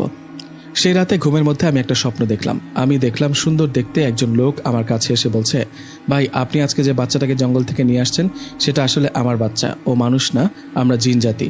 সন্ধ্যার সময় ওরা দুই বোন মিলে খেলা করছিল, আপনি না বুঝে হয়তো আমার একটা বাচ্চাকে নিয়ে গেছেন, দয়া করে যেখানে পেয়েছিলেন সেখানে রেখে আসবেন। এই বলে উনি চলে যায়। উনি চলে যাবার পর ঘুমটা ভেঙে যায়। আমার ঘুম ভাঙতে আমি ভাবতে থাকি, স্বপ্নে কি দেখলাম আমি? এটা কি তাহলে সত্যি বাচ্চাটা জিনের বাচ্চা, ও মানুষ না? কিন্তু বাচ্চাটা খুবই সুন্দর ও মায়াবী ছিল, তাই আমি স্বপ্নের কথা ভুলে গিয়ে বাচ্চাটাকে আমার কাছে রেখে দেই। কিন্তু রোজ রোজ আমাকে ফাতেমার বাবা এসে বলতো বাচ্চাটাকে ফিরিয়ে দিতে, কিন্তু আমি দেইনি। অনেক ভয় দেখাতো, আমি ভয় পাইনি। উল্টো আমাদের বাড়িটা ও ফাতেমার শরীরে তাবিজ বেঁধে দিয়েছিলাম, যেন আমাদের কাছ থেকে ওকে কেউ নিয়ে যেতে না পারে। এর মাঝে আমার সাথে অনেক ভয়ানক কিছু ঘটে, তবুও আমি বাচ্চাটাকে ছাড়িনি। অবশেষে একদিন ফাতেমার বাবা আমাকে এসে বললেন, ঠিক আছে, তোর যদি এত ইচ্ছে থাকে আমার মেয়েটাকে তোর কাছে রাখতে, তাহলে রাখ। তোর যেহেতু কোনো বাচ্চা নেই, কিন্তু একটা শর্ত আছে, আমার মেয়ের শরীরে কোনো তাবিজ রাখবি না। আমি মাঝে মাঝে এসে আমার মেয়েকে দেখে যাব। তুই আমার মেয়েকে মানুষের সমাজে মানুষ করবি। এই বলে উনি চলে যান। আমার কাছে বড় হতে থাকে ফাতেমা। মাঝে মধ্যে ফাতেমার বাবা এসে ওকে দেখে যেত, কিন্তু কয়েক বছর আগে ওর মা বাবা মারা যান। মারা যাবার আগে উনি আমাকে বলে যান ফাতেমাকে আমি যেন কখনো চোখের আড়াল না করি। উনি আরও বললেন ফাতেমারা দুইজন যমজ বোন। এই হলো সত্য ঘটনা। ফাতেমার বাবার মুখের কথাগুলো শুনে আমি তো পুরোই অবাক। আমি কি শুনলাম? তাহলে কি সত্যি ও ফাতেমা? এদিকে ফাতেমা তার বাবার মুখে কথাগুলো শুনে কাঁদতে কাঁদতে বলল, বাবা এসব কি সত্যি? আমি তোমার মেয়ে না, আমি জিনতের সন্তান। ফাতেমার মুখে কথাটা শুনে উনি বললেন, জিনের সন্তান? হ্যাঁ রে মা, তুই জিনের সন্তান। কিন্তু বিশ্বাস কর, আমি আর তোর মা কখনো তোকে বুঝতে দেইনি, মা বাবার আদরের অভাব দেইনি। এই ঘটনাটা না ঘটলে হয়তো তোকে কখনো বলতাম না যে তুই আমাদের সন্তান না। কথাগুলো শুনে ফাতেমা ওর বাবাকে জড়িয়ে ধরে বলল, কেন বলতে গেলে বাবা? তোমরা কখনো আমাকে বুঝতে দাওনি মা বাবার অভাব, কিন্তু এখন সব ঘটনা শোনার পর অনেক খারাপ লাগছে। সবই জানলাম, কিন্তু দেখো আমার জন্মদাতা মা বাবা বোন ওরা কেউই নেই আমার পাশে। এদিকে আমি মন খারাপ করে বললাম, চাচা আমাকে মাফ করবেন, অনেক পাগলামি করেছি। কি করব বলেন? ইকরাকে অনেক ভালোবাসতাম, ওকে হারিয়ে মাথা ঠিক ছিল না। ফাতেমাকে দেখে ইকরার কথা মনে হচ্ছিল। এখন আমি বিশ্বাস করলাম ও ইকরা না, ও সত্যি ফাতেমা। আমার কারণে হয়তো আপনি কষ্ট পেয়েছেন। ফাতেমা, তুমি হয়তো আমাকে খারাপ ভাবছ, আমাকে মাফ করে দিও। চাচা আমাকে মাফ করে দিন। এই বলে ওদের বাড়ি থেকে চলে আসছিলাম, ঠিক তখনই ফাতেমার বাবা বললেন, শোনো। ওনার কথার জবাবে আমি বললাম, জি বলেন। তখন উনি বললেন, কাল সকালে তুমি বাড়িতে যাবে, গিয়ে তোমার মা বাবাকে আমার কাছে নিয়ে আসবে। তোমার মা বাবাকে আমি দেখতে চাই। ওনার কথাটা শুনে আমি বললাম, ঠিক আছে চাচা, তাই হবে, কিন্তু আমি এখন চলে যাই। আসসালামু আলাইকুম। এই বলে তখন চলে আসলাম শুভর খালার বাড়িতে। এদিকে আমি না ফেরায় শুভ খুবই চিন্তিত ছিল। আমাকে দেখে শুভ বলল, নিশাত তুই আসছিস? তোর কিছু হয়নি তো? না, কি হবে, আমি ভালো আছি। জানিস কি হয়েছে? এই ভেবে শুভকে সব ঘটনা খুলে বললাম। ওকে আরো বললাম, ফাতেমার বাবা আমার মা বাবাকে কালকে ডেকেছেন। তখন শুভ বলল, তোর আর ডাকতে হবে না, তোর পাগলামো দেখে আমি তোর মা বাবাকে খবর দিয়েছি, ওনারা কালকে এমনিতেই আসবে। শুভর কথা মতো পরের দিন সকালে মা বাবা সত্যি সত্যি এসে হাজির। মা বাবা এসে আমাকে বলছে, নিশাত বাবা তুই ঠিক আছিস তো? শুভ বলল, তুই এখানে আসার পর পাগলামি করছিস, কি হয়েছে খুলে বলতো? তখন মা বাবাকে উদ্দেশ্য করে বললাম, পাগলামি করার মতো কিছু একটা দেখেছি, তোমাদেরকে বলবো না, তোমাদের দেখাবো। এই বলে মা বাবাকে ফাতেমাদের বাড়িতে নিয়ে গেলাম। সেখানে গিয়ে মা বাবা ফাতেমাকে দেখে বলল, ইকরা বৌমা তুমি এখানে কিভাবে? এই যে এরাও আমার মতো ফাতেমাকে ইকরা ভাবছে। ফাতেমাকে দেখে মা বলল, বৌমা তুমি এখানে কেন? কি হচ্ছে এসব? কথা বলছো না কেন? তখন বাবা বলল, বৌমা আমাদের উপর কি রাগ করে আছো? হয়তো আমাদেরকে অপরাধী ভাবছো, তাই না? মা বাবার মুখে এসব কথা শুনে ফাতেমার বাবা বললেন, আপনারা বসুন। আর আপনারা যাকে বৌমা বলছেন ও আসলে আপনাদের ছেলের বউ না, আর ওর নাম ইকরা না, ফাতেমা। এই বলে ফাতেমার বাবা আমার মা বাবাকে পুরো ঘটনাটা খুলে বললেন। পুরো ঘটনা শুনে মা বাবা তো পুরোই অবাক, কি আর করার, এটাই বাস্তব। যাই হোক, তখন বাবা ফাতেমার বাবাকে বললেন, নিশাদের কারণে আপনারা কষ্ট পেয়ে থাকলে মাফ করবেন, আমরা চলে যাচ্ছি। তখন ফাতেমার বাবা বললেন, আরে কোথায় যাচ্ছেন, বসুন, আপনাদের এখানে ডেকেছে একটা কথা বলার জন্য। এই বলে ফাতেমার বাবা বললেন, মানুষ টাকা পয়সা ধন সম্পদ এসব পেলেই সুখী হয় না।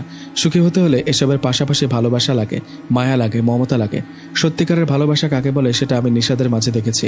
নিশাত ও আপনাদের কথা ভেবে আমি একটা ডিসিশন নিয়েছি, আর সেটা হলো আমি নিশাত ও ফাতেমার বিয়ে দিতে চাই। নিশাত হয়তো ইকরাকে হারিয়ে ফেলেছে, কিন্তু ইকরার যমজ বোন ফাতেমা তো আছে, বাকিটা জীবন ও ফাতেমার সাথেই কাটাক, আমি এটাই চাই। ফাতেমার বাবার মুখে কথাটা শুনে সবাই অবাক হয়ে ওনার দিকে তাকিয়ে রইল। আমি তো কিছুই বলতে পারছি না। তখন আমার মা বাবা ফাতেমার বাবাকে উদ্দেশ্য করে বললেন, এটা তো খুবই ভালো প্রস্তাব, আমরা আলহামদুলিল্লাহ রাজি। এদিকে কথাটা শুনে আমি কি বলবো বুঝতে পারছি না। ওদিকে ফাতেমাও চুপ। তখন ফাতেমার বাবা বলল, আপনারা যেহেতু রাজি, তাহলে আজকালের মধ্যেই বিয়েটা সেরে ফেলি, কি বলেন আপনারা? তখন জবাবে বাবা বলল, ঠিক আছে তাই হোক, কি আর করার, আমার আর কিছুই বলার ছিল না, কারণ আমি ফাতেমার মাঝে ইকরাকে খুঁজে পেয়েছিলাম। হয়তো ও ইকরা না, কিন্তু দুজনে দেখতে তো একই, তাই না? এই ভেবে ওদের কথায় রাজি হলাম। আমাদের বিয়েটা হলো। বাসর রাতে আমি ফাতেমাকে বললাম, ফাতেমা সরি কেন বলছেন? বিয়েতে তোমার মতামত আছে কিনা সেটা না জেনে বিয়েটা করেছি। রাজি না থাকলে কি বিয়েটা করতাম? আর বাবা যেহেতু আপনার সাথে বিয়ে দিতে চেয়েছে, এতে কি আমার মত না থাকতে পারে? আমি বাবার কথায় অবাধ্য হইনি কখনো, আর হবও না। ভয় শুধু এক জায়গায়। কি সেটা? রবি নামে একটা ছেলে আমাকে পছন্দ করে, ও সবসময় বলতো আমাকে বিয়ে করবে, কিন্তু আমার বিয়ে তো আপনার সাথে হলো, এখন ভয় হয় ও যদি আপনার কোনো ক্ষতি করে। ফাতেমার মুখে কথাটা শুনে বললাম, ও এই কথা, এটা নিয়ে চিন্তা করো না। যাই হোক, এভাবে কেটে গেল 2টা বছর। 2 বছর পর আমাদের কোল আলো করে একটা সন্তান এলো। ওর নাম রাখলাম মুস্তাফা। মুস্তাফা দেখতে মাশাআল্লাহ অনেক সুন্দর ছিল। দেখতে দেখতে যখন মুস্তাফার বয়স 6 মাস, তখন আমাদের সাথে শুরু হয় এক অস্বাভাবিক ঘটনা। ঘটনাটা শুরু হয় আমার সাথে। আমি স্বপ্নে দেখতে থাকি একটা অবয়বটা এরকম যে তার শরীরটা প্রাণীর মতো, কিন্তু মাথাটা মানুষের। সবচেয়ে ভয়ের বিষয় হলো এই অবয়বটা কথা বলে। অবয়বটা আমাকে উদ্দেশ্য করে বলে, তোর আদরের ধন, তোর কলিজাকে আমি নিয়ে যাব, শুধু তোর সন্তান না, তোর সন্তানের সাথে তোকেও নিয়ে যাব। এরকম স্বপ্নের কোনো মানে আমার জানা ছিল না। আজ এত বছর পর কি শুরু হলো আমার সাথে? আজ আমাকে আবারও মনে করিয়ে দিল ইকরার কথা। ইকরা আমার জীবনে এরকম অস্বাভাবিক কাজের মধ্যে এসেছিল। এভাবে ভয়ের মাঝে কেটে গেল আরো কয়েকটা দিন। এক রাতে আমি স্বপ্নে দেখলাম সেই ভয়ঙ্কর রকম দেখতে অবয়বটা আমার উদ্দেশ্য করে বলছে, কিরে ঘুমাচ্ছিস? ঘুমা, ভালো করে ঘুমা। ঘুম থেকে উঠে তোর ছেলেকে আর খুঁজে পাবি না, আমি তোর ছেলেটাকে নিয়ে যাব। এই স্বপ্নটা দেখার পর আমি চিৎকার দিয়ে উঠে আমার ঘুম ভেঙে যায়। ঘুম ভাঙতে আমি দেখি আমার পায়ের কাছে একটা কালো ছায়া বসে আছে। আমি এক লাফে উঠে রুমের লাইটটা জ্বালাতেই সেই কালো ছায়াটা দৌড়ে জানলা দিয়ে বের হয়ে গেল। এদিকে আমার চিৎকার শুনে ফাতেমা জেগে উঠে আমাকে জিজ্ঞেস করলো, কি হয়েছে, চিৎকার দিলেন কেন? ওর কথা শুনে ওকে ঘটনাটা খুলে বললাম। ওকে বললাম, ফাতেমা, কিছুদিন ধরে আমার সাথে ভয়ঙ্কর কিছু ঘটছে। একটা ভয়ঙ্কর দেখতে অবয়ব আমাকে বলে আমাদের সন্তানকে নিয়ে যাবে, তার সাথে আমারও ক্ষতি করবে। আমার মুখে কথাটা শুনে ফাতেমা বলল, আমি বিষয়টা ভালো করে দেখছি না, তুমি কালকেই কোনো ভালো হুজুরের কাছে যাও। ফাতেমার কথা শুনে বললাম, এটাই ভালো হবে। এই বলে শুয়ে পড়ি। পরের দিন বিকালবেলা আমি একজন হুজুরের কাছে যাই। সেখানে যাবার পর হুজুর আমাকে বলেন, আপনি একটু অপেক্ষা করুন, আমার হাতে কাজ আছে, কাজটা সেরে নেই। হুজুরের কথায় অপেক্ষা করতে লাগলাম। কিছুক্ষণ পর হুজুর ফ্রি হয়ে আমাকে জিজ্ঞেস করলেন আমার সমস্যা কি সমস্যার জন্য তার কাছে এসেছে। হুজুরের কথায় আমার জবাবে আমি ওনাকে পুরো ঘটনাটা খুলে বললাম। আমার কথা শুনে হুজুর বললেন, বুঝলাম, এই ঘটনার সমাধান করতে হলে আপনাদের বাসায় যেতে হবে আমাকে। শুধু এইটুকু জেনে রাখুন, এটা নিশ্চয়ই কেউ কালো জাদু করেছে আপনাদের উপর। হুজুরের মুখে কথাটা শুনে আমি চিন্তিত হয়ে পড়ি, কে করলো আমাদের উপর কালো জাদু? যাই হোক, হুজুরের কথায় চলে আসছিলাম, তখন হুজুর বলল, একটু দাঁড়ান, এই পানিটা আপনার সাথে রাখুন, রাস্তায় কোনো সমস্যা হলে এই পানিটা কাজে লাগবে। এখন সন্ধ্যা হয়ে গেছে, বেশি রাত হবার আগে তাড়াতাড়ি বাড়িতে চলে যান। এই বলে বোতলে পানি পরে আমাকে দিলেন। আমি পানিটা সাথে করে নিয়ে রওনা করি বাড়ির দিকে। আমি বুঝতে পেরেছি আমার সাথে খারাপ কিছু ঘটবে, তাই কোথাও দেরি না করে তাড়াতাড়ি করে বাড়ির দিকে রওনা করলাম। আমি যখন বাড়ির কাছাকাছি চলে আসলাম, তখন দেখলাম আমার সামনে সেই অবয়বটি দাঁড়িয়ে আছে। আমাকে দেখে সে ভয়ঙ্কর অবয়বটা বলে উঠল, কিরে, হুজুরের কাছে গিয়েছিলি? আরে হুজুর কিছু করতে পারবে না, তোর কবর তো রেডি, চল, তোকে যেতে হবে, চল। অবয়বটা মুখে কথাটা শুনে আমি রেগে বলে উঠলাম, শয়তান, তুই কি চাস বল, কে পাঠিয়েছে তোকে? তখন সেই অবয়বটা আমাকে কিছু না বলে আমার দিকে এগিয়ে আসতে শুরু করলো। ঠিক তখনই আমি হুজুরের দেয়া পড়া পানিটা সেই অবয়বটার দিকে ছিটাতে লাগলাম। ঠিক তখনই সেই অবয়বটা আমাকে বলল, বন্ধ কর বলছি। কিন্তু আমি পানি ছিটানো বন্ধ করিনি। তখন সে ভয়ঙ্কর অবয়বটার আগে গজগজ করতে করতে আমার দিকে ধেয়ে আসতে লাগলো। আমি ভয়ে একটা চিৎকার দিয়ে মাটিতে পড়ে গেলাম। মাটিতে পড়ে আমি দেখলাম অবয়বটা আমার কাছে আসার আগে কেউ একজন তাকে ধরে ফেললো। শুরু হলো তাদের মধ্যে লড়াই। আমি শুধু দেখছি তাদের লড়াই, কিন্তু কে আমাকে বাঁচাতে আসলো? হয়তো কোনো ভালো জিন হবে। তাদের লড়াইয়ের এক সময় সেই ভালো জিনটা সেই খারাপ ভয়ঙ্কর অবয়বটার মাথা ছিঁড়ে ফেলে। অবয়বটা মারা যায়। অবয়বটা মারা যাবার পর সেই ভালো জিনটা আমার দিকে এগিয়ে আসে। আমার সামনে আসতে আমি যা দেখি সেটা দেখে নিজেকে ঠিক রাখতে পারিনি, জ্ঞান হারিয়ে ফেলি। কারণ এটা কোনো অন্য জিন ছিল না, এটা ছিল ইকরা। আমি ইকরাকে দেখে জ্ঞান হারিয়ে ফেলি। আমার জ্ঞান ফিরতে আমি নিজেকে আমার বাড়িতে দেখতে পাই। সবাই আমাকে ঘিরে বসে আছে। আমার জ্ঞান ফিরতে আমি বলি, ইকরা, বাবা, মা, আমি ইকরাকে দেখেছি। ফাতেমা, আমি তোমার বোন ইকরাকে দেখেছি। তখন বাবা আমাকে শান্ত করে বলল, আমরা দেখেছি। ইকরাই তোকে জ্ঞান হারানো অবস্থায় বাড়িতে নিয়ে আসে, কিন্তু ও আমাদের বাসায় কারোর সাথে কথা বলেনি, শুধু তোর বাচ্চাটাকে কোলে নিয়ে রেখে ও চলে গেছে। বাবার মুখে কথাটা শুনে মন খারাপ হয়নি। কারণ কেন জানেন? কারণ আমি জানি ইকরা কোনো না কোনো কারণে বোতলবন্দি থেকে মুক্ত হয়েছে। সে আবার আসবে, আমার কাছে আসবে। ঠিকই কথা মতো সে রাতে ইকরা আমার রুমে আসলেন। ফাতেমা তখন ঘুমিয়ে। ইকরা আমার রুমে এসে কান্না করতে করতে বললেন, কেমন আছো তুমি? ওকে দেখে আমিও কান্না করতে করতে বললাম, আমার কথা বাদ দাও, তুমি কেমন আছো? তুমি এতদিন পর? তখন ইকরা বলল, কবিরাজ আমাকে বোতলে বন্দি করে নদীতে ফেলে দিয়েছিল। 5 বছর পর আমি এক দ্বীপে গিয়ে পৌঁছাই। কেউ একজন সেই বোতল সাথে করে নিয়ে যায় আর ভেঙে ফেলে। আমি মুক্ত হই। বিশ্বাস করো, মুক্ত হওয়ার সাথে সাথে আমি তোমার কাছে চলে আসি, কিন্তু এসে এগুলো দেখবো সেটা ভাবিনি। আমি মনে হয় তোমাকে হারিয়ে ফেললাম নিশাত। ওর কথা শুনে আমি বললাম, প্লিজ আমাকে ভুল বুঝো না, আমি তোমার অপেক্ষায় 5 বছর ছিলাম। হঠাৎ ফাতেমার সাথে দেখা। ওর সাথে দেখা হতেই আমি মনে করি ওটা তুমি, কিন্তু তুমি না। পরে জানতে পারলাম ফাতেমা তোমারই যমজ বোন। ইকরা ফাতেমা তোমার বোন। তখন ইকরা আমাকে অবাক করে দিয়ে বলল, আমি জানি, বাবা আমাকে বলেছিল। তোমার সঙ্গে একসাথে বাঁচতে চেয়েছিলাম নিশাত, কিন্তু ভাগ্য আমাদের একসাথে থাকতে দিল না। আমার বোনটাকে সুখে রেখো। তোমাদের ছেলেটা মাশাআল্লাহ অনেক সুন্দর। আর হ্যাঁ, তোমাকে যে খারাপ অবয়বটা আক্রমণ করেছিল তাতে আসলে কালো জাদু করে পাঠানো হয়েছিল। ফাতেমাকে রবি নামে একটা ছেলে ভালোবাসত। তুমি ওকে বিয়ে করায় সেই ছেলেটা তোমাদের প্রতি প্রতিশোধ নিতে কালো জাদু করেছে। যাই হোক, এখন আর ভয় নেই, আমি ওকে মেরে ফেলেছি। ভালো থেকো নিশাত, আমি মাঝে মাঝে আসবো তোমাদের কাছে। এই বলে চলে গেল। আমি কিছুই বলতে পারলাম না, কারণ এটাই